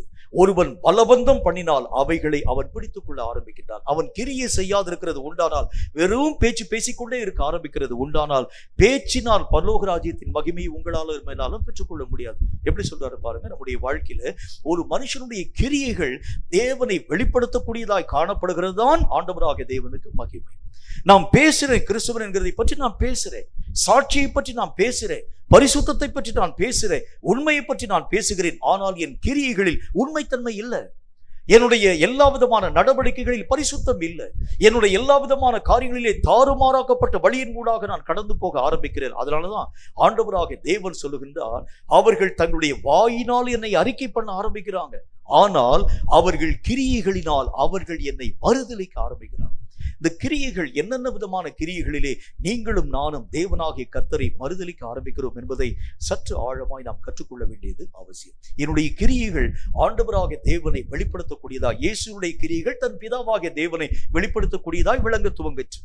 ஆண்டவராகிய தேவன் தம்முடைய ஜனங்களோடு கூட பேசக்கூடிய நேரத்தில் அவங்க கேட்டாங்க, பிதாவாகிய தேவனை ஒரே ஒரு முறை இயேசு கிறிஸ்துவை எங்களுடைய கண்களுக்கு முன்பதாக காண்பி. உடனே இயேசு அவர்களை பார்த்து சொல்ல ஆரம்பித்தார், இன்னுமா நீங்கள் ஆண்டவராகிய தேவனை பற்றி அறியவில்லை? என்னை கண்டவன் என் பிதாவாகிய தேவனை கண்டான். என் கிரியைகள் இன்னும் என் பிதாவாகிய தேவனை வெளிப்படுத்த கூடாததா இருக்கிறதா என்பதை பற்றி கர்த்தர் பேச ஆரம்பிக்கிறார். அப்படின்னா என்னுடைய கிரியைகளின் மூலமாய் கர்த்தராகிய தேவனை நான் வெளிப்படுத்துகிறதா தேவனாகிய கர்த்தருடைய சித்தம். ஒருவேளை என்னுடைய கிரியைகள் அதற்கு மாற்றாய் இருக்கிறது உண்டானால் நீங்களும் நானும் சீர்பட வேண்டியது அவசியம். என் கிரியைகளை நான் சீர்படுத்தும். கிரியைகளில் எந்தெந்த கிரியைகளில் நான் கர்த்தராகிய தேவனை மறுதலிக்க ஆரம்பிக்கிறேன். ஒருவேளை நம்ம யோசிக்கலாம், நான் கர்த்தராகிய தேவனுக்கு சாட்சியா இருக்கிறேன், நான் எப்படி கிரியைகளில் நான் ஆண்டவராகிய தேவனை மறுதலிப்பேன்? ஒருவேளை நம்முடைய மனசுல ஒரு யோசனை வர ஆரம்பிக்கும். விசுவாசம் என்கின்ற ஒரு கிரியை, ஒரு உதாரணமாக சொல்றேன், விசுவாசம் என்கிற ஒரு கிரியை, இந்த கிரியைகள்னால எதையும் சாதிக்க முடியும் என்று கர்த்தருடைய வேத புத்தகத்தின் வழியாக கற்றுக்கொள்ள ஆரம்பிக்கிறோம். நான் என்னுடைய வாழ்க்கையிலே விசுவாசத்தினுடைய காரணிகளிலே உறுதியாய் காணப்பட வேண்டும் என்று விருப்பப்படுகின்றேன். ஆனா சூழ்நிலைகள் எனக்கு சொல்கிறது, இந்த காரியத்தை நீ செயல்படுத்த வேண்டும் என்றால் இத்தனை பேருடைய உதவி இல்லாமல் இந்த காரியத்தை செய்ய முடியாது. ஆனால் கர்த்தராகிய தேவன் சொல்லுகின்றார், ஒருவனுடைய உதவியும் இல்லாமல் இந்த காரியத்தை பெற முடியும் உன்னால. நீ என்னுடைய நாமத்தை நம்புகிறது உண்டானால் இவைகளை உன்னுடைய வாழ்க்கையிலே நீ பெற்றுக்கொள்ளவும் முடியும். இவைகளை காட்டிலும் பெரிய நன்மைகளையும் நீ உன்னுடைய வாழ்க்கையிலே அடைந்து கொள்ள முடியும்.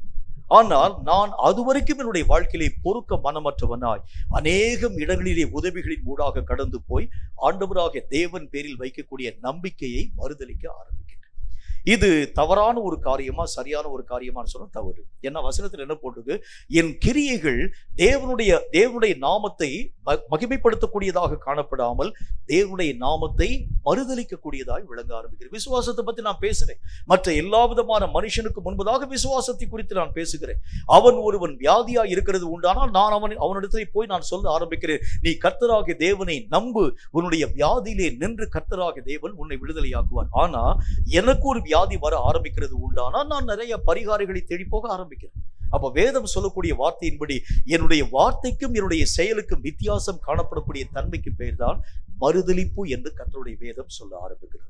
எந்தெந்த விஷயத்துல என்னுடைய வார்த்தைக்கும் செயலுக்கும் மாறுபட்ட நிலைகள் காணப்படுகிறது என்பதை பற்றி சற்று விரிவாக நம்முடைய தியானத்தின் விளைவாக நாம் பார்க்க வேண்டியது அவசியம். முதலாவது காரியமாக கர்த்தருடைய வேதம் என்ன வார்த்தையை சொல்கிறது என்று பாருங்கள். 1 தீமோத்தேயுவின் புஸ்தகத்துல 5வது அதிகாரம் 8வது வசனம் இந்த வார்த்தையை நமக்கு சொல்கிறது. 1 தீமோத்தேயுவின் புஸ்தகம் 5வது அதிகாரம் 8வது வசனத்தை கொஞ்சம் நிதானமா வாசிக்கிறேன், கவனிங்க. ஒருவன் தன் சொந்த ஜனங்களையும் விசேஷமாக தன் வீட்டாரையும் விசாரியாமல் போனால் அவன் விசுவாசத்தை மறுதலித்தவனும் அவிசுவாசியிலும் கெட்டவனுமாய் இருப்பான். முதல் காரியம், கர்த்தராகிய தேவர் என்ன சொல்லுகின்றார் அப்படின்னா, முதல் மறுதலிப்பு எங்க வருதுன்னா, என் சொந்த வீட்டையும் என் சொந்த ஜனங்களையும் முதல் காரியம் நான் விசாரிக்க வேண்டும். சொந்த ஜனம் அல்லது சொந்த வீடு என்கிறது எதை நமக்கு சுட்டி காண்பிக்கிறது? ஒருவேளை நம்ம சொந்தக்காரங்க இருக்கலாம், அது வேற. ஆனா இப்ப நான் பேச போகிறது நம்முடைய சொந்த ஜனமும் நம்முடைய சொந்த மக்களுமாய் காணப்படக்கூடியவர்கள் யார் என்றால் உங்கள் சொந்த அவயவங்கள். இந்த அவயவங்களை ஒவ்வொரு நாளும் நீங்கள் விசாரிக்கணும். என்னுடைய கண்களில் இன்றைக்கு பாவத்தினுடைய நிலைகள் இருக்கிறதா? என்னுடைய வாயிலே ஏதாவது ஒரு பாவத்தினுடைய வார்த்தைகள் வந்திருக்கிறதா? நான் கேட்ட காரியத்திலே ஏதாவது ஒரு பாவத்தின் வித்து என்னுடைய வாழ்க்கையிலே வந்திருக்கிறதா? என்னுடைய இருதயத்திலே எங்காகிலும் ஒரு பாவ யோசனை என்னுடைய வாழ்க்கையிலே வெளிப்பட ஆரம்பித்ததா? ஒருவேளை என்னுடைய கால்கள் பாவம் செய்ய தீவிரிக்க துவங்கிற்றா? என்னுடைய கரங்களினால் ஏதாகிலும் ஒரு தவறான ஒரு காரியத்தின் ஊடாக கடந்து போக ஆரம்பித்தனா என்று சொல்லி ஒவ்வொரு நாளும் ஒரு மனிதன் தன் சொந்த ஜனத்தை அல்லது தன் சொந்த குடும்பமாகிய தன் சரீரத்தை அவன் விசாரிக்க வேண்டியது அவசியம். ஒவ்வொரு நாளும் ஒரு மனிதன் தன்னுடைய நிலைகளை விசாரித்து அறிய ஆரம்பித்தால் மட்டும்தான் ஆண்டவராகிய தேவனை மறுதலிக்காத ஒரு மனிதனாய் அவன் தன்னுடைய வாழ்க்கையை பாதுகாத்துக் கொள்ள ஆரம்பிக்கின்றான். நான் மற்றவனை குறித்து நான் பேச ஆரம்பிக்கின்றேன், மற்றவனுடைய நிலைகளை குறித்து நான் சொல்ல ஆரம்பிக்கிறேன். அவன் சரியா இல்லை, இவன் சரியான ஒரு ஓட்டத்தின் ஊடாக கடந்து போகல, அவனுடைய பேச்சு சரியான ஒரு பேச்சாக காணப்படல, அவன் ஆண்டவராகிய தேவனுக்கு விரோதமான காரியங்களை பேசுகிறான். அவன் பேசட்டும். ஆனால் கர்த்தராகிய தேவனுக்கு முன்பதாக உன்னுடைய சரீரத்திலே உன்னுடைய அவயவம், எந்த அவயவம் தேவனாகிய கர்த்தருக்கு விரோதியா இந்த நாளிலே இயக்கத்தின் ஊடாக கடந்து போச்சு? ஒருவேளை நீ எழுதக்கூடிய எழுத்திலே தவறான ஒரு எழுத்தினை எழுத ஆரம்பிக்கிறது உண்டானால், ஒருவேளை நீ பார்த்த பார்வையிலே ஒரு தவறான ஒரு பார்வை பார்க்க ஆரம்பித்திருக்கிறது உண்டானால், ஒருவேளை நீ பேசின வார்த்தையில் சற்று ஒரு வார்த்தையை கூட்டி குறைத்து பேச ஆரம்பிக்கிறது உண்டானால், அதை ஆண்டவராகிய தேவன் நியாய தீர்ப்பிலே கொண்டு வந்து நிறுத்துவார். ஒன்று, அவைகள் அவிசுவாசத்திலும் இன்னும் கேடான காரியங்களை உருவாக்கக்கூடிய நிலைகளை நம்முடைய வாழ்க்கையிலே உருவாக்கக்கூடிய தன்மை வாய்ந்ததாக விளங்குகிறது. ரொம்ப ஜாக்கிரதையா இருக்கணும். ஒவ்வொரு மனிதனும் தன்னை குறித்து அவன் நிதானித்து பார்க்க வேண்டியது அவசியம். இன்றைக்கு நான் என்னுடைய ஒவ்வொரு சரீரத்தின் அவயவத்துல எந்த விஷயத்தில் இடரல் உண்டாக்கக்கூடிய வாழ்க்கை வாழ ஆரம்பிச்சேன்? எந்த காரியம் என்னுடைய வாழ்க்கையை கர்த்தராகிய தேவனை விட்டு வேறு பிரிக்கக்கூடியதாய் விளங்கிற்று? இன்னைக்கு நான் ஜெபிக்கணும்னு சொல்லி ஆசைப்பட ஆரம்பிச்சேன். ஆனால் எனக்கு வந்திருக்கக்கூடிய நித்திரை, என்னுடைய கண்கள் நித்திரையை வாஞ்சிக்க ஆரம்பிச்சதுனால இன்றைக்குரிய ஜெபத்தை நான் நிறுத்தி தடுத்து போட்டு விட்டு நித்திரையின் ஊடாக நான் கடந்து போயிட்டேன்.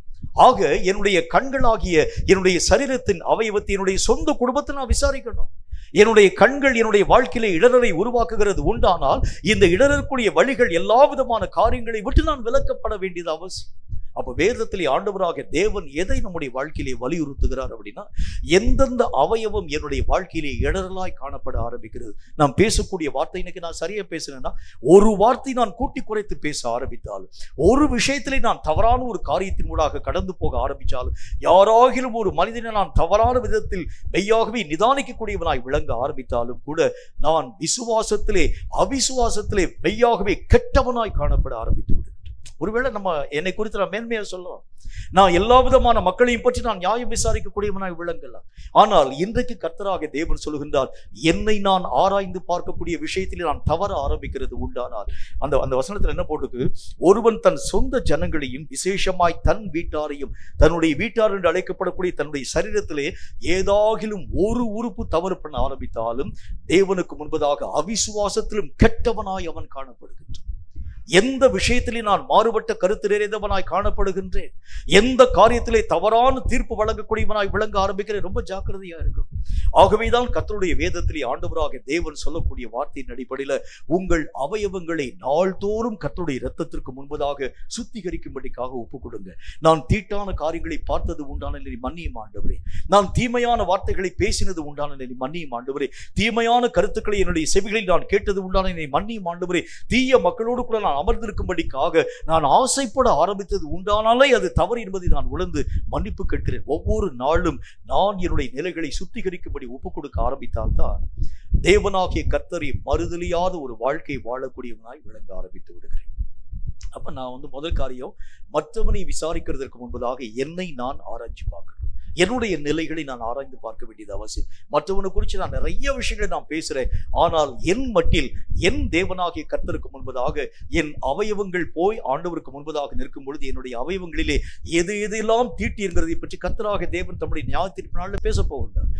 நீ இந்த கண்களுக்கு கலிக்கம் போடாமல் இத்தனை தூரம் உன்னுடைய சுய இஷ்டத்தின்படி அந்த காரியங்கள் யாவற்றையும் அலைய விட ஆரம்பிச்ச கர்த்தர் சொல்லுவார் ஒரு நாள்.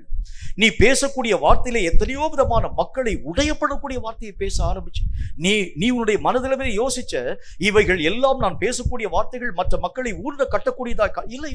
நிறைய சபைகளை உன்னுடைய வாயிலே காணப்படக்கூடிய வார்த்தைகள் தான் உடைக்கக்கூடியதாய் விளங்கிட்டு நியாயத்திற்கு நாள் நம்ம போய் கணக்கு சொல்லணும்.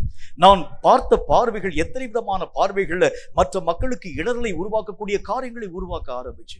கேட்கும் கர்த்தருடைய பிள்ளையே, என் அவயவம் பரிசுத்தமாய் காணப்பட ஆரம்பித்தால் மட்டும்தான் மறுதலிக்காத ஒரு வாழ்க்கையை வாழக்கூடியவனாய் விளங்க ஆரம்பிக்கிறேன். பேச்சில் நான் கர்த்தரை பத்தி சொல்லலாம், ஊழியத்தில் நான் கர்த்தருடைய நாமத்தை நான் மற்ற மக்களுக்கு முன்பதாக ஆண்டவருக்கு முன்பதாக ஆண்டுடைய நாமத்தை நான் வெளிப்படுத்த ஆரம்பிக்கலாம். ஆனால் என் கிரியைகளிலே கர்த்தராகிய தேவனை நான் மறுதலிக்கிறேன். நான் சுத்தமற்றவனாய் இருக்கிறேன். என்னுடைய அவயவங்கள் சுத்திகரிக்கப்படாததாய் காணப்படுகிறது உண்டானால் நான் பேசும் பிரசங்கங்கள் எல்லாம் தேவனாகிய கர்த்தருக்கு அருவருப்பு. நான் சொல்லும் ஒவ்வொரு விதமான ஆலோசனைகளும் கர்த்தராகிய தேவனுக்கு விரோதமானவைகள். அவைகள் ஆண்டவராகிய தேவனால் உருவாக்கப்பட்டவை அல்ல. அதனாலதான் கர்த்தர் சொல்லுகின்றார், மறுதலிக்காத ஒரு வாழ்க்கை வாழ வேண்டும் என்றால் ஒவ்வொரு நாளும் உங்கள் அவயவங்களை ஆராய்ந்து பாருங்கள். என்னுடைய அவயவங்களிலே கேடு உண்டாக்கக்கூடிய வழிகள் எந்தெந்த அவயவங்களிலே காணப்பட்டது, நேற்றைய தினத்திலே காணப்பட்டதை போல இன்றைக்கு என்னுடைய சிந்தனை என்னுடைய வாழ்க்கையில இல்லை. நேற்றைக்கு நான் பரிசுத்தத்தை பற்றி யோசித்தேன், ஆனால் இன்றைக்கு என்னுடைய சிந்தனை பாவமாக இருக்க ஆரம்பிக்கிறது. உடனே நீங்கள் ஆராய்ந்து பார்த்து கர்த்தருக்கு முன்பதாக உங்களுடைய நிலைகளை நீங்கள் ஒப்புக் கொடுக்கணும். என்னுடைய வாழ்க்கையிலே நேற்றைய தினத்தில் வேத வசனத்தின் மேல் என்ன அறியாத ஒரு தாகமும் வாஞ்சியும் இருந்துச்சு, ஆனா இன்னைக்கு என்னால முடியல. உடனே முழங்கால் போட்டு கர்த்தருடைய நாமத்தினாலே உங்கள் அவயவங்களை கர்த்தருக்கு முன்னால் ஒப்புக் கொடுங்க. என்னுடைய வாழ்க்கையிலே இந்த இடர்கள் வந்ததுக்கு காரணம் என்ன ஆண்டவரே? எதனால் நேற்றைய மாதிரி இன்றைய நாளில் என்னுடைய வாழ்க்கையிலே ஆவிக்குரிய வாழ்க்கையில் வளர்ச்சியின் ஊடாக போக முடியல? உங்களுக்கே தெரியும், ஒரு செடியை ஒரு மனிதன் ஊன்றுகிறது உண்டானால் நாள்தோறும் அந்த செடியினுடைய வளர்ச்சி அந்த மனுஷன் எதிர்பார்க்கும். அதே போல் ஆண்டவராகிய தேவனால் நீங்களும் நானும் நாட்டப்பட்டிருக்கிறது உண்டானால் நாள்தோறும் கர்த்தராகிய தேவனுக்குள் வளர வேண்டுமே தவிர கர்த்தராகிய தேவனுக்குள் நீங்களும் நானும் குன்றி போகக்கூடாது. வளரணும், ஒவ்வொரு நாளும் வளரணும். நேற்றைய தினத்தை காட்டிலும் இந்த தினத்துல என்னுடைய வளர்ச்சியினுடைய விகிதம் அதிகமாக இருக்கணும். இன்றைய நாளை காட்டிலும் நாளைய தினம் இன்னும் அதிகமாய் காணப்படும். அதற்கு தேவை என்ன என்று சொன்னால், என்னுடைய அவயவங்களிலே எந்த குறைவும் காணப்பட ஆரம்பித்தால் இந்த குறைவுகள் தான் என்னுடைய ஆவிக்குரிய வளர்ச்சியை தடுக்கக்கூடிய தடைக்கல் என்பதை நீங்களும் நானும் கற்றுக்கொள்ள வேண்டும். என்னுடைய வாய் மீறாதபடிக்கு நான் பாதுகாத்துக் கொண்டேன். யோபு சொல்லுகின்றான், என்னுடைய கண்களோடு உடன்படிக்கை செய்த நான் ஒரு கன்னிகையின் மேல் யோசனையாய் இருக்கிறது எப்படி? இருதயத்தின் சிந்தனைகளை பற்றி அப்போஸ்தலனாகிய பரிசுத்த பவுல் பேச ஆரம்பிக்கின்றார். என்னுடைய சிந்தனைகளிலே எல்லா விதமான காரியங்களிலும் ஆண்டவராகிய தேவனுடைய நாமத்தினால் கிறிஸ்துவுக்கு கீழ்ப்படிய சிறைப்படுத்தக்கூடியவர்களை நாங்கள் விளங்க எப்படி சொல்றாரு பாருங்க.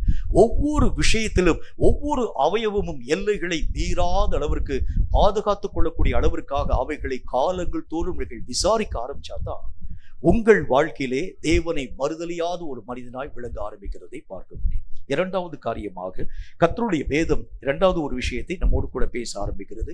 இதை குறித்து கர்த்தருடைய வசனம் என்ன சொல்றதுன்னு பாருங்க. 2 தீமோத்தேயுவின் புத்தகத்துல 3வது அதிகாரம் 5வது வசனம் இந்த வார்த்தையை நமக்கு சொல்கிறது. 2 தீமோத்தேயு 3வது அதிகாரம் 5வது வசனம் இந்த வார்த்தையை நமக்கு சொல்கிறது. வாசிக்கிறேன், கேளுங்கள். தேவ பக்தியின் வேஷத்தை தரித்து கொண்டு அதன் பலனை மறுதலிக்கிறவர்களாயும் இருப்பார்கள். இப்படிப்பட்டவர்களை நீ விட்டு விலகு. தேவ பக்தியின் வேஷத்தை தரித்து கொண்டு அதனுடைய பலனை மறுதலிக்கக்கூடியவர்களாய் விளங்க ஆரம்பிப்பார்கள். இவங்க பேசக்கூடிய காரியங்கள், சொல்லக்கூடிய காரியங்கள் எல்லாம் வேஷம்.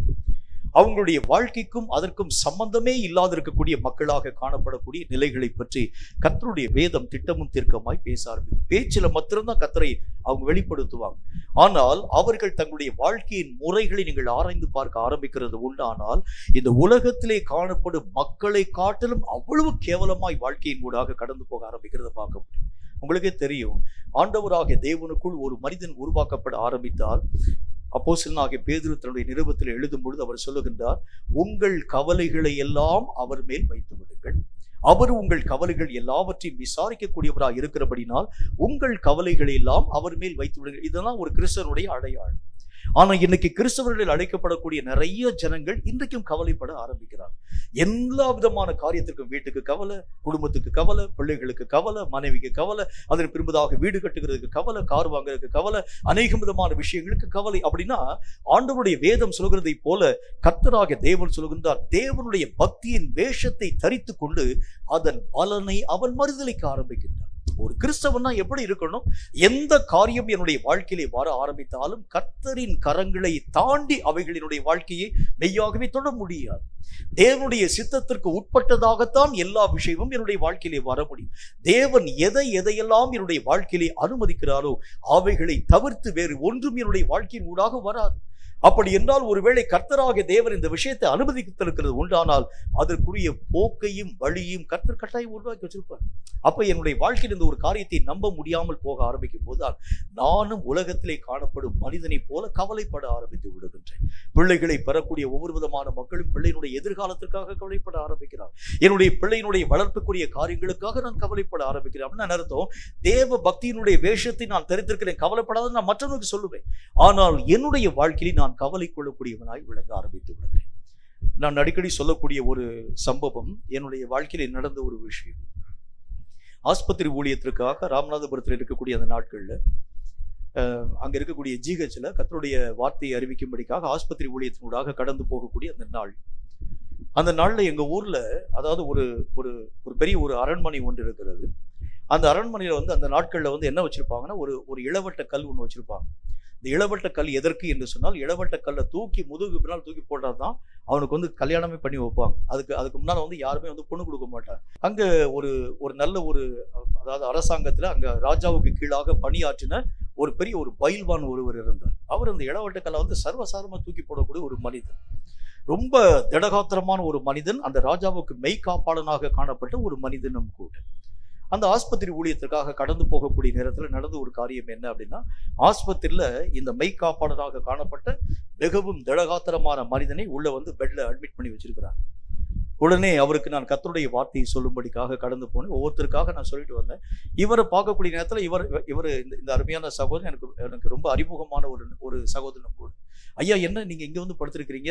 நீங்க எவ்வளவு பெரிய ஒரு பலசாலியாய் காணப்படக்கூடிய ஒரு மனுஷன், நீங்க ஆஸ்பத்திரியில் படுத்திருக்கலாமா என்கிறத பற்றி நான் கேட்டேன். இல்ல தம்பி, நீ எப்படியாச்சும் டாக்டர்கிட்ட போய் ஒரே ஒரு வார்த்தையை சொல்ல வேண்டும். என்ன வார்த்தை சொல்லணும்? டாக்டர் சொன்னாங்க, உங்களை நாங்கள் பரிசோதிக்கிறதுக்கு முன்பதாக ஒரே ஒரு ஊசி போட வேண்டும் என்று சொல்லியிருக்கிறாங்க. ஊசின்னு சொன்னாலே எனக்கு பயம் தாங்க முடியும். இளவட்டக்கல்ல தூக்கி போடக்கூடிய ஒரு மனிதன், அரசனுக்கு மெய்காப்பாளனாய் காணப்பட்ட அந்த மனிதன், இவன் என்ன சொல்றாரு பாருங்க, ஊசிக்கு பயமாய் காணப்பட ஆரம்பிக்கிறது. இப்படி அவர் என்கிட்ட பேசி கொடுக்கக்கூடிய நேரத்துல நர்ஸ் அதாவது அந்த கையில அந்த சிரிஞ்சோட வந்துட்டார். வந்த உடனே அப்படி என்னை பிடித்து எனக்கு பின்பதாக போய் ஒளிந்து கொண்டார். தம்பி தம்பி தம்பி, எப்படியாச்சும் என்னை காப்பாற்ற வேண்டும் என்கிறதை பற்றி. இது ஏன் சொல்ல வருகிறேன் என்றால், என்னுடைய பேச்சு ஒன்று செயல் ஒன்றாய் காணப்படக்கூடியது. நம்முடைய வாழ்க்கையில கூட பல நேரங்களில் நம்ம என்ன பேச ஆரம்பிக்கிறோம், கவலைப்படாதன்னு சொல்ல நம்ம உட்கார்ந்து கவலைப்படுவோம். அதுதான் கர்த்தர் சொல்லுகின்றார், நீ தேவ பக்தியினுடைய வேஷத்தை தரித்து கொண்டு பலனை மறுதலிக்கக்கூடியவனாகி விளங்குகின்றாய். இவைகள் எல்லாம் தேவனாகிய கர்த்தருக்கு அருவருப்பான ஒன்று என்கிறதை பற்றி கர்த்தருடைய வேதம் திட்டமும் தீர்க்கமாய் சொல்ல துவங்க ஆரம்பிக்கிறது. பலன் என்கிறதை பற்றி வேதம் என்ன வார்த்தையை சொல்லுது பாருங்க. 1 தீமோத்தேயுவின் புஸ்தகத்துல 4வது அதிகாரம் 8வது வசனம் இந்த வார்த்தையை நமக்கு சொல்லுகிறது. 1 தீமோத்தேயு 4வது அதிகாரம் 8வது வசனம் இந்த வார்த்தையை சொல்லுகிறது. வாசிக்கிறேன் கேளுங்க. சரீர முயற்சி அற்ப பிரயோஜனமானது, தேவ பக்தியானது இந்த ஜீவனுக்கும் இதற்கு பின்வரும் ஜீவனுக்கும் வாக்குத்தத்தம் உள்ளதாக ஆகையால் எல்லாவற்றிலும் பிரயோஜனம் உள்ளதாய் இருக்கிறது. கர்த்தருடைய வேத புஸ்தகத்துல நம்முடைய வாழ்க்கையிலே இந்த தேவ பக்தி என்று அழைக்கப்படக்கூடிய அந்த தேவ பக்தியின் வேஷத்தை தரித்து கொண்டு பலனை மறுதலிக்கக்கூடிய ஒரு வாழ்க்கை. தேவ பக்தினா எப்படி இருக்கணும் அப்படின்னா, ஆண்டவராகிய தேவனுடைய வசனம் என்ன சொல்லுது பாருங்க. தேவ பக்தியானது இந்த ஜீவனுக்கும் இதற்கு பின்வரும் ஜீவனுக்கும் வாக்குத்தத்தம் உள்ளவைகள் ஆனதால் எல்லாவற்றிலும் பிரயோஜனமாய் காணப்பட ஆரம்பிக்கிறது. ஒரு மனுஷனுடைய வாழ்க்கையிலே தேவ பக்தியை விடுகிறதை காட்டிலும் அவன் சாகிறது நல்லது என்று யோசிக்க ஆரம்பிச்சிடுவான். ஆண்டவராகிய தேவன் பேரில் காண்பிக்கக்கூடிய வைராகியத்தை இழக்கிறதை காட்டிலும் என்னுடைய உயிர் பெறுகிறது நல்லது. இந்த உலகத்தில் எத்தனையோ விதமான காரியங்களை காட்டிலும் என் தேவனாகிய கர்த்தர் தான் எனக்கு மிகவும் மேன்மையாக காணப்படக்கூடிய ஒருவர். அவரை விட்டு இந்த உலகத்தினுடைய காரியங்களுக்காக தேவனை விட்டு ஒரு நாளும் நான் விலகுகிறதுக்கு சம்மதிக்க மாட்டேன் என்று சொல்லி ஆதி காலத்திலே காணப்பட்ட அப்போஸ்தலர்களும் தீர்க்கதரிசிகளும் ஊழியக்காரர்களும் கர்த்தராகிய தேவன் பேரில் எத்தனை வைராகியமாய் காணப்பட ஆரம்பிச்சாங்க. அதுதான் தேவனுடைய பக்தி. இந்த தேவ பக்தி எப்படிப்பட்டதாய் காணப்பட வேண்டும்? இந்த உலகத்தை ஆண்டவராகிய தேவனுக்கு தூக்கி எறியலாம், ஆனால் உலகத்திற்காக தேவனை நீங்களும் நானும் தூக்கி எறிய ஆரம்பித்தால் தேவ பக்தியின் வேஷத்தை நாம் தரிக்க ஆரம்பிக்கும். அப்படின்னா என்ன அர்த்தம்? நிறைய பேர் சபைக்கு லீவு போடுவாங்க. அதுக்கு என்ன காரணம் சொல்லுவாங்க? முக்கியமான ஒரு பணி இருக்குங்க, முக்கியமான ஒரு வேலை இருக்கு, கர்த்தராகிய தேவனை காட்டுறது முக்கியம். நான் பள்ளிக்கூடத்தில் வேலை பார்க்க ஆரம்பிக்கிறேன். இந்த பள்ளிக்கூடத்தில் இன்னைக்கு முக்கியமான ஒரு இன்ஸ்பெக்ஷன் ஒன்று வந்திருக்குது. ஸ்கூல்ல ஒரு முக்கியமான ஒரு காரியம் வந்திருக்கிறது. ஆகவே நான் ஒருவேளை இன்றைக்கு நடக்கக்கூடிய இந்த ஃபாஸ்டிங் பிரேயரில் நான் பங்கு பெறக்கூடிய மனுஷனாக இருக்கிறது உண்டானால் என்னுடைய வேலையை நான் இழக்க ஆரம்பிச்சிருவேன். இப்ப வேலையா கர்த்தரா என்று சொல்லக்கூடிய நேரத்தில் எதை ஜனங்கள் தீர்மானிப்பாங்க? கர்த்தராகிய தேவனை அல்ல, வேலை தான் முக்கியம். கர்த்தராகிய தேவன் இன்னைக்கு கூட இன்னொரு ஃபாஸ்டிங் பிரேயரில் பார்த்துக்கலாம். ஆனால் வேலை ஒரு முறை போக ஆரம்பிக்கிறது உண்டானால் இனி ஒரு முறை வேலையை பெறுகிறது கடினம். இதைத்தான் கர்த்தர் சொல்லுகின்றார், தேவ பக்தியின் வேஷத்தினை தரிக்கிற கிறிஸ்தவன் ஒரு வேஷம் போடுற, அவ்வளவுதான். உண்மையாகவே தேவ பக்தி உன்னுடைய வாழ்க்கையில் இருக்கிறது உண்டானால் கிறிஸ்துவுக்காக எதையும் தூக்கி எறிய நீ சம்மதிப்பாய். கிறிஸ்துவுக்காக எதையும் இழக்க கொடுக்கக்கூடியவனாய் விளங்குவாய். என்னுடைய உயிரே விட ஆரம்பித்தாலும் கூட அந்த நாட்களில் காணப்படக்கூடிய மக்களுடைய நிலைகளை பாருங்கள். கர்த்தராகிய தேவனுக்கு தங்களுடைய உயிரையும் சரீரத்தையும் சுடுபடிக்காய் ஒப்புக் கொடுக்க ஆரம்பிச்சாங்க. அன்றைக்கு காணப்பட்ட வைராகியம் இன்றைக்கு கிறிஸ்தவ மக்களுடைய வாழ்க்கையில எங்கே காணப்பட ஆரம்பிக்கிறது? அன்றைக்கு ஆண்டவராகிய தேவனுக்கு எல்லா காரியங்களையும் அவர்கள் தங்கள் வாழ்க்கையில இழக்க கொடுக்க ஆரம்பிச்சாங்க. தங்கள் உடைமைகளை, தங்கள் உரிமைகளை, தங்களுக்கு உண்டான எல்லா சொத்துக்களை, ஆஸ்திகளை, அந்தஸ்துகளை கர்த்தருடைய நாமத்திற்காக இழக்க கொடுக்கக்கூடிய ஒரு மக்களாய் விளங்க ஆரம்பிக்கிறதை பார்க்கணும். ஆனா இன்னைக்கு அந்த வைராகியத்தினுடைய காரியங்களை உங்களாலும் என்னாலும் பார்க்க முடியும். நான் அடிக்கடி சொல்லக்கூடிய ஒரு சம்பவம், இந்த மைசூர் பெங்களூர் ரோட்ல ஒரு அருமையான ஒரு வயதான ஒரு அம்மா ஒருத்தங்க இருந்தாங்க. ஆரம்ப நாட்கள் ஊழியம் பார்த்துட்டு வந்தாங்க. சேஷரத்னம் அம்மா என்கிற ஒரு அம்மா.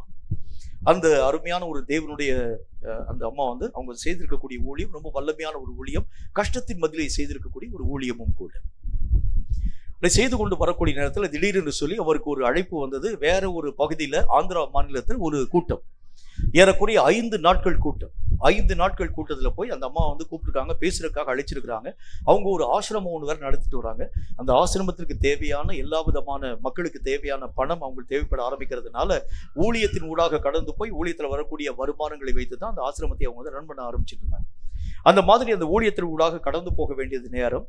அந்த நேரத்தில் திடீரென்று சொல்லி அந்த அம்மாவுக்கு 5 குழந்தைகள், 2வது குழந்தைக்கு திடீர்னு சுகம் இல்லாமல் போயிடுச்சு. ஒரு வாலிப பெண் சுகம் இல்லாமல் போயிடுச்சு.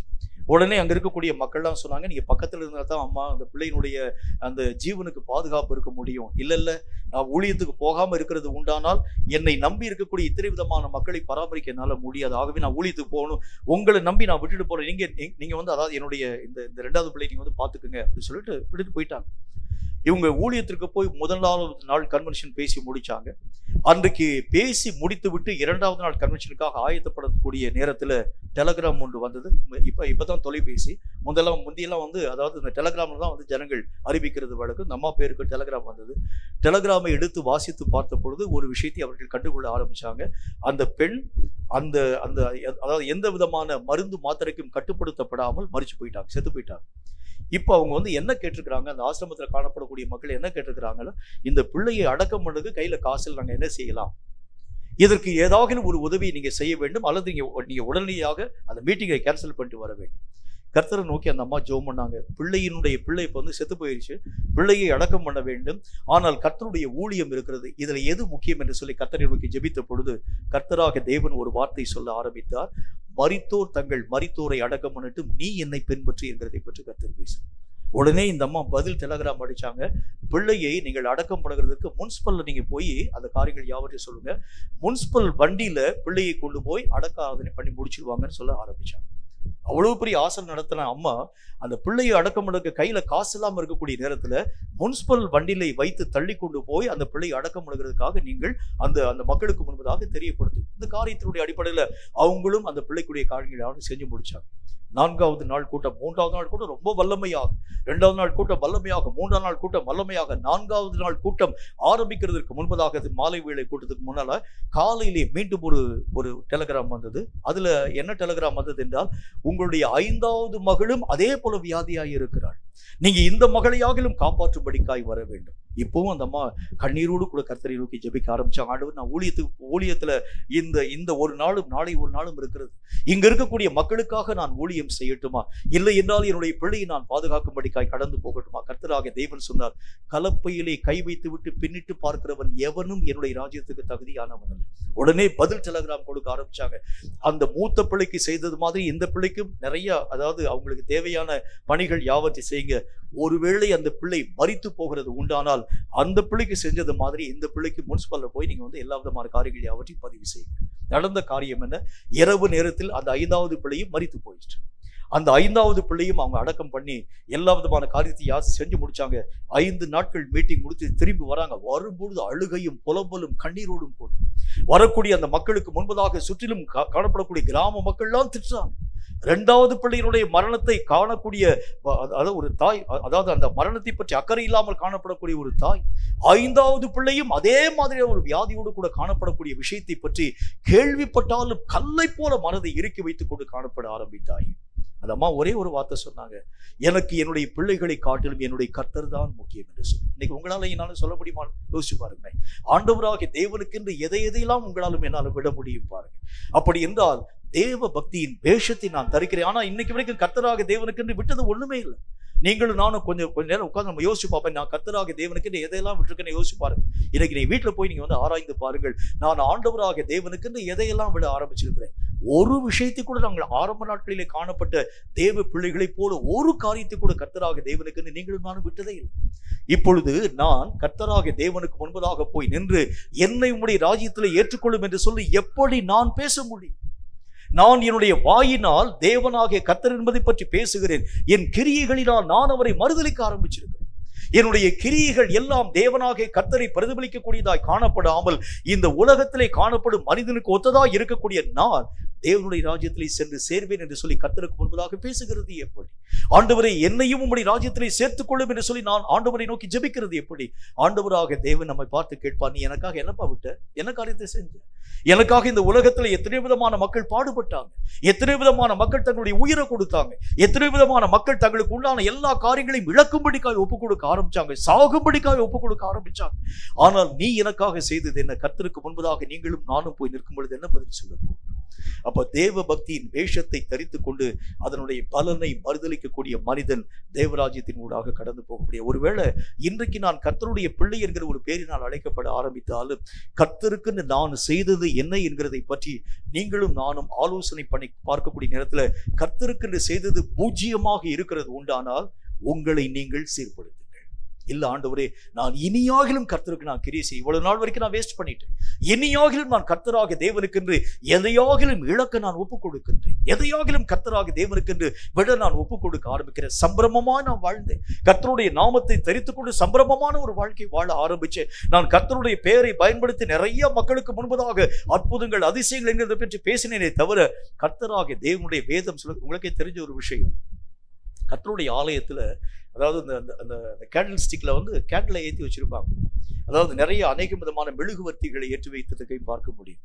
அதற்கு என்ன காரணம் என்பதை பற்றி நீங்களும் நானும் ஆராய்ந்து பார்த்தால் கிறிஸ்தவ வாழ்க்கை என்று சொல்கிறது மற்றவனுக்கு பிரகாசித்து உன்னை நீயே உருக்கி கொள்ள வேண்டும். அதுதான் கிறிஸ்தவ வாழ்க்கை. நான் உருக வேண்டும், மற்றவனுக்கு பிரகாசமாய் வாழ வேண்டும். இன்றைக்கு நான் மற்றவனுக்காக என்ன காரியத்தை செஞ்சிருக்கிறேன் யோசிப்பா. எனக்காக நான் வாழ்ந்தேன், எனக்கு என்னுடைய உயிருக்காக நான் நிறைய பிரயாசத்தின் ஊடாக கடந்து போனேன், நான் சம்பாதிக்கிற நிறைய விதமான அநேக விதமான முயற்சியின் ஊடாக கடந்து போக ஆரம்பித்தேன். மற்றவனுக்காக என்னுடைய வாழ்க்கையில எதை நான் இழக்க கொடுத்தேன் என்று பாருங்கள். எதையாகிலும் இழக்க நான் சம்மதிக்கவில்லை என்று சொன்னால் தேவனுடைய பக்தியின் வேஷத்தை தரித்து அதன் பலனை நான் மறுதலிக்கக்கூடியவனாய் விளங்க ஆரம்பிக்கிறேன். கேட்கும் கர்த்தருடைய பிள்ளையே, ரொம்ப ஜாக்கிரதையா இருங்க. என்னுடைய வாழ்க்கை கர்த்தருக்கு முன்பதாக நிறுத்தப்பட வேண்டும் என்றால் எல்லா விஷயத்திலும் சீரான ஒரு வாழ்க்கை, எல்லா விஷயத்திலும் தேவன் எதிர்பார்க்கும் ஒரு வளர்ச்சி, தேவன் எதிர்பார்க்கும் ஒரு உன்னதமான ஒரு நிலை நம்முடைய வாழ்க்கையிலே காணப்பட ஆரம்பித்தால் தான் கர்த்தருக்கு முன்பதாக போய் நின்று, ஆண்டவரே நான் உமக்கு முன்பதாக நிற்க பாத்திரமுள்ளவனாய் காணப்படுகின்றேன், உமக்காக எல்லா காரியங்களையும் உமக்காக நான் விட்டுக் கொடுக்க ஆரம்பித்தேன். அன்றைக்கு எசேக்கியா ராஜா கர்த்தராகிய தேவனை நோக்கி ஜெபிக்க ஆரம்பித்தான். என்ன ஜெபிக்க ஆரம்பித்தான்? ஆண்டவரே நான் உம்முடைய நாமத்தினாலே இந்த மக்களுக்கு செய்த ஒவ்வொரு நன்மையான காரியங்களே நீர் உம்முடைய மனதிலே நினைவிலே கொண்டு வார். இந்த ஜனங்கள் இத்தனை நாட்கள் பரியந்தம் பஸ்கா பண்டிகையை ஆசரியாத மக்களாய் காணப்பட்டாங்க. ஆனால் இவர்களுக்கு பஸ்கா பண்டிகையினுடைய காரியங்களை விளங்க காண்பித்தவன் நான். எனக்கு முன்பதாக காணப்பட்ட மூதாதையர்கள் எல்லா விதமான மக்களும் தேவனுக்கு விரோதமான காரியங்களை செய்த பொழுது கர்த்தருக்கென்று நான் காண்பித்த வைராகியத்தை உமக்கு முன்பதாக நான் அறிக்கையிடுகிறேன். எப்படி சொல்றாரு பாருங்க. இன்னைக்கு நீங்க கர்த்தருக்கு முன்னால போய் நின்று பேசும்போது என்ன காரியத்தை சொல்லி பேசுவீங்க? ஆண்டவரே உமக்காக நான் விட்டு கொடுத்த இந்த காரியத்திற்காக நான் ஜெபிக்கிறேன், என்னுடைய இந்த விஷயத்திற்காக நீர் எனக்கு இரக்கம் செய்ய வேண்டியதை நீங்க சொல்ல முடியும்? கர்த்தருக்கு என்ன ஒரு காரியத்தை செஞ்ச, ஒரு தூக்கத்தை கூட விட, சாப்பாட்டை கூட விட முடியலையே. ஆண்டவராகிய தேவனுடைய நாமத்தினாலே அவர் தம்முடைய உயிரை உங்களுக்காக கொடுத்த கர்த்தருக்கு முன்பதாக எதை நாம் தந்திருக்கிறோம் என்று பாருங்கள். ஆகவே தேவனுடைய பக்தியின் வேஷத்தை தரித்துக் கொண்டவர்களாய் அல்ல, அதற்கு பலன் நிறைந்த ஒரு வாழ்க்கை வாழ நீங்களும் நானும் பழகிக் கொள்ள வேண்டியது அவசியம். இறுதியாக கர்த்தருடைய வேதம் மற்றும் ஒரு காரியத்தை நமக்கு சுட்டி காண்பிக்கிறது. யூதாவின் புஸ்தகத்துல 4வது வசனம் இந்த வார்த்தையை நமக்கு சொல்லுகிறது. யூதாவின் புஸ்தகத்துல 4வது வசனம் இந்த வார்த்தையை சொல்லுகிறது. வாசிக்கிறேன், கேளுங்கள். ஏனெனில் நமது தேவனுடைய கிருபையை காம விகாரத்திற்கு ஏதுவாக புரட்டி ஒன்றான ஆண்டவராகிய தேவனையும் நம்முடைய கர்த்தராகிய இயேசு கிறிஸ்துவையும் மறுதலிக்கிற பக்தியற்றவர்களாகிய சிலர் பக்க வழியாய் நுழைந்திருக்கிறார்கள், அவர்கள் இந்த ஆக்கினைக்கு உள்ளாவார்கள் என்று பூர்வத்திலே எழுதியிருக்கிறதே.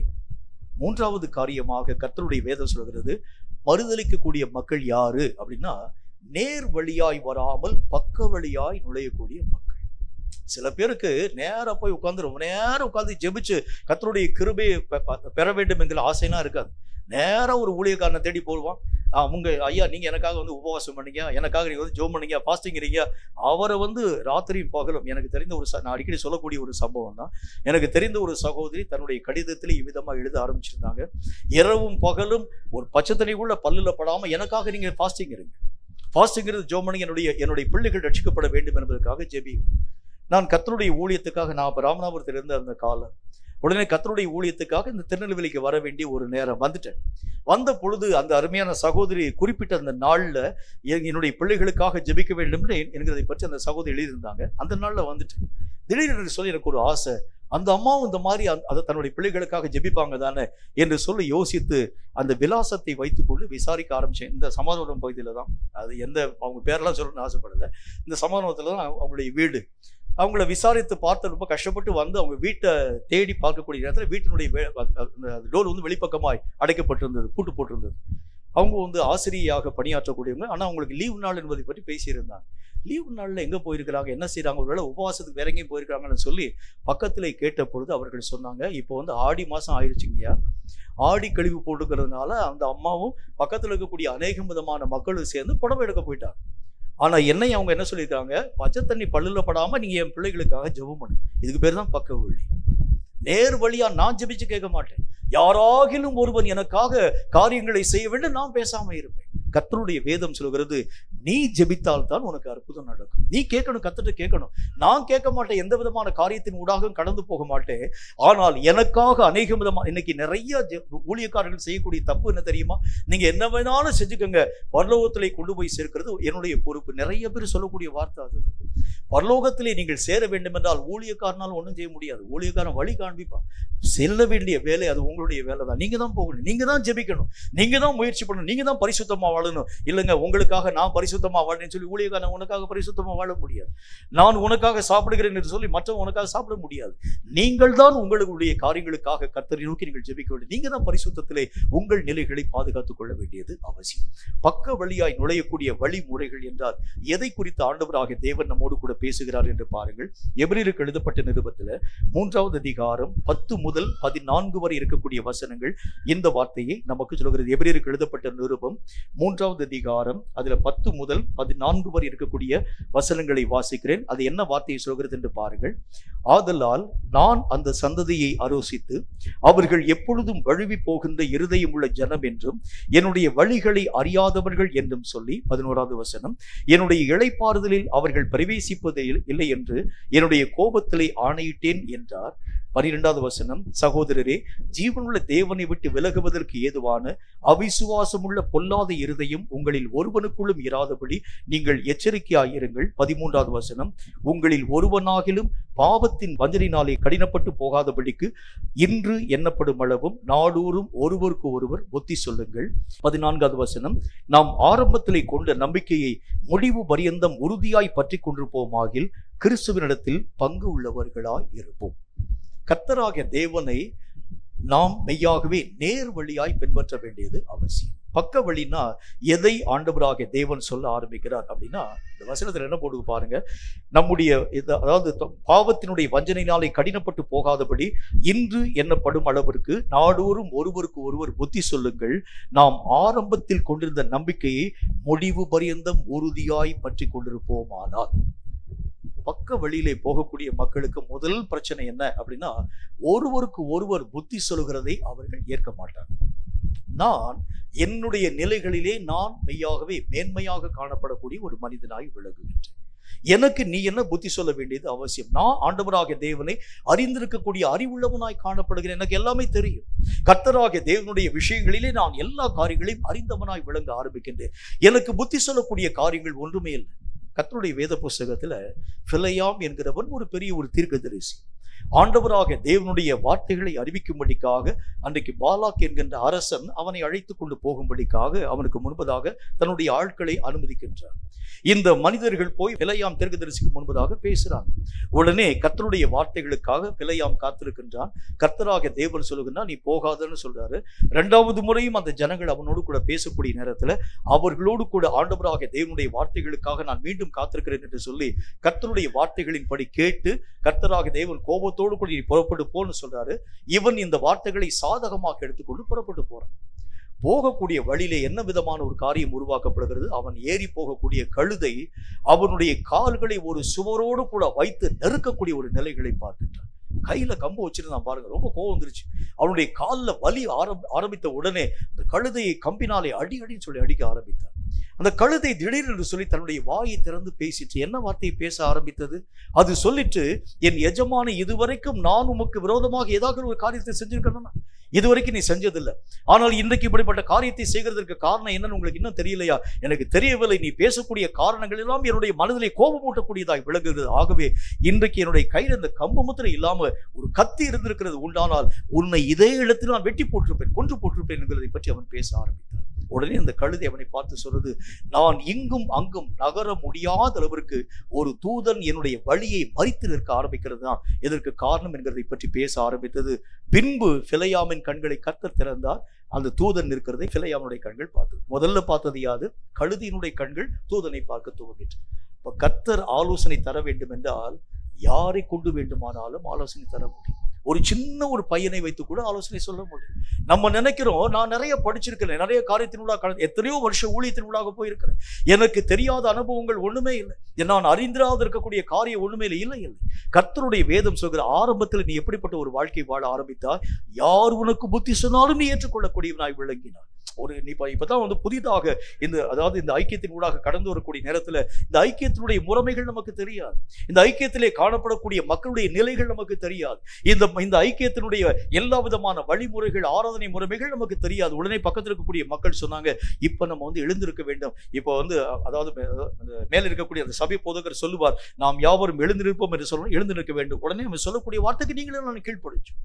அடுத்த முறை அவன் நம்மை பார்த்து சொல்ல ஆரம்பித்தான், இப்பொழுது ஆண்டவராகிய தேவனுக்கு என்று காணிக்கை கொடுக்கக்கூடிய நேரம் நீங்க உடனே உங்களுடைய பையில் இருக்கக்கூடிய அந்த காசுகள் யாவற்றையும் எடுத்து வைத்துக் கொள்ள வேண்டும். இப்ப ஆராதிக்கக்கூடிய நேரம் உங்களுடைய கையில் வச்சிருக்கக்கூடிய பைபிள் எல்லாவற்றையும் கீழே வைத்து விட்டு 2 கரங்களையும் உயர்த்தி ஆராதிக்கக்கூடிய நேரம் அவன் சொல்ல சொல்ல நீங்களும் நானும் கேட்க ஆரம்பித்தோம்.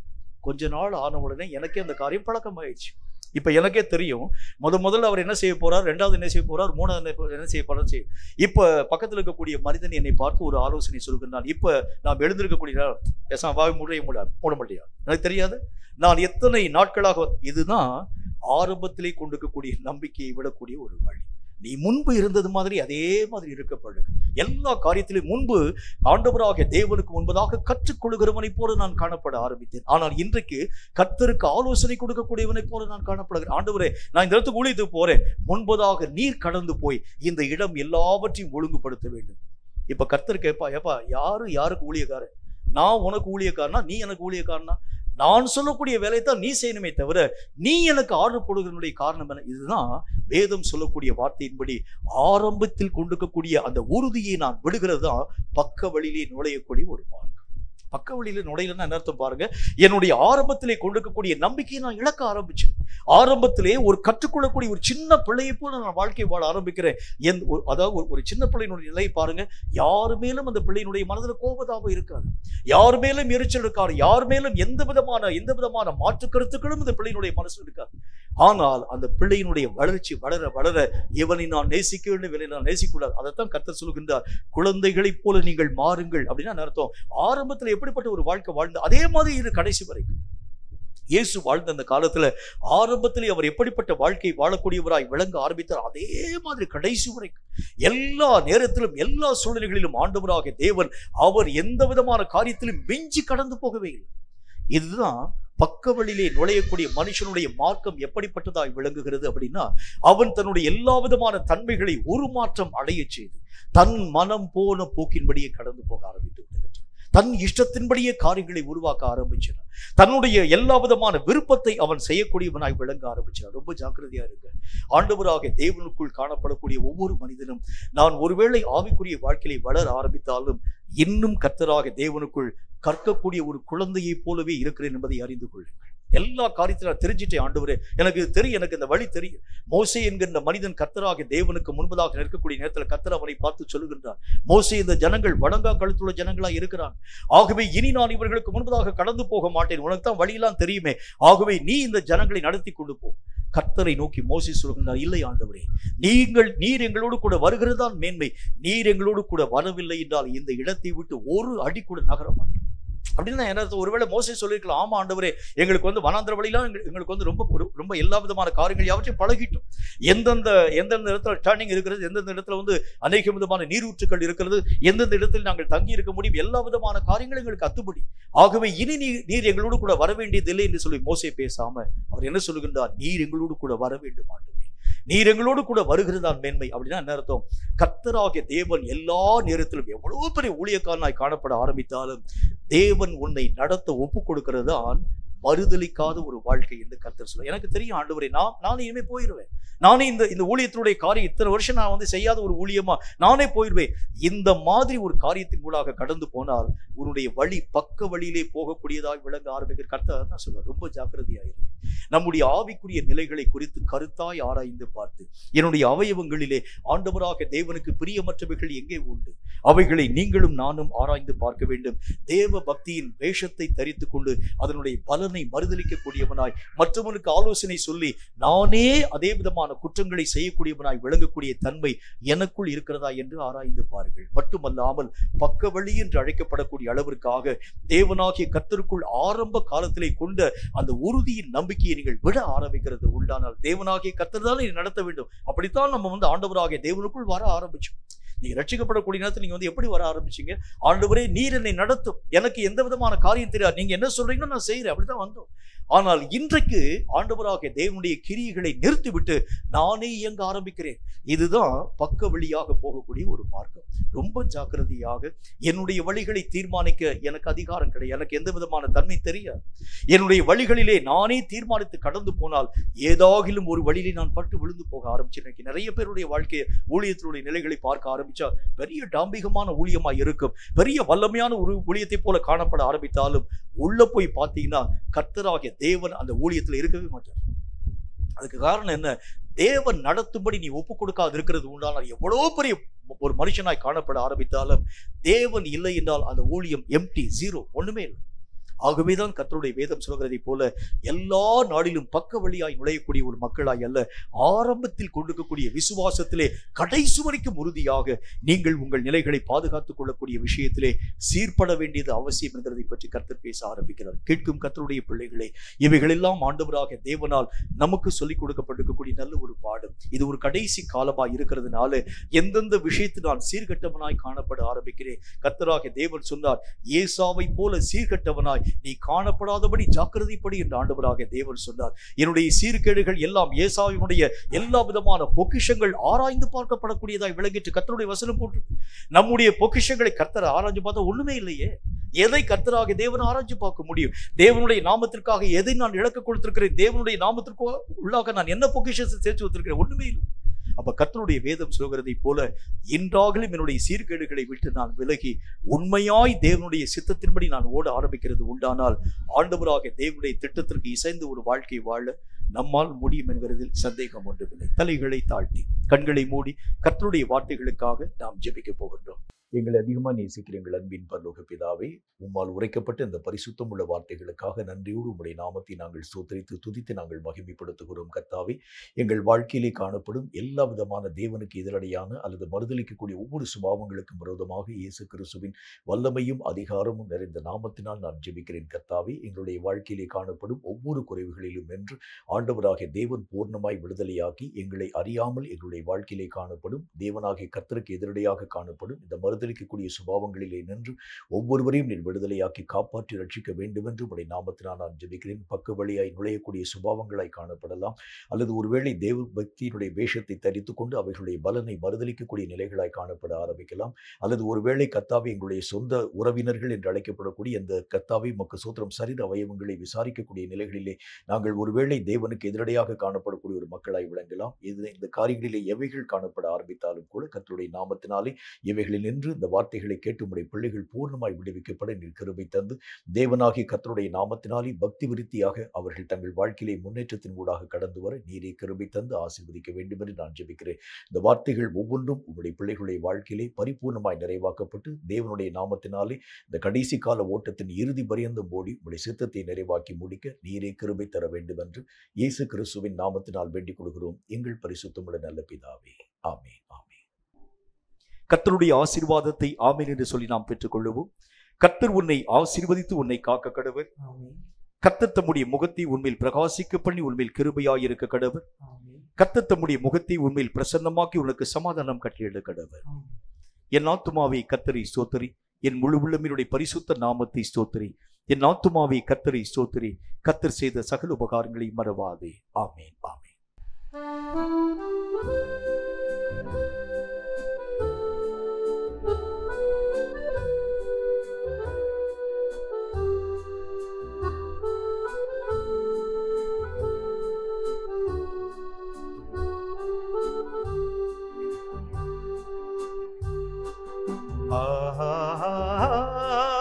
அல்லேலூயா,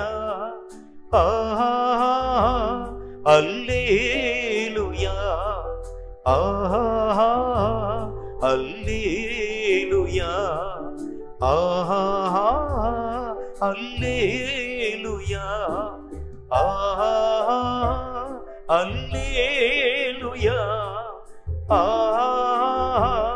அல்லேலூயா, அல்லேலூயா,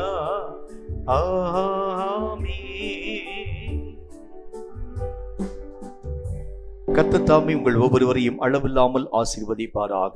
ஆமென்.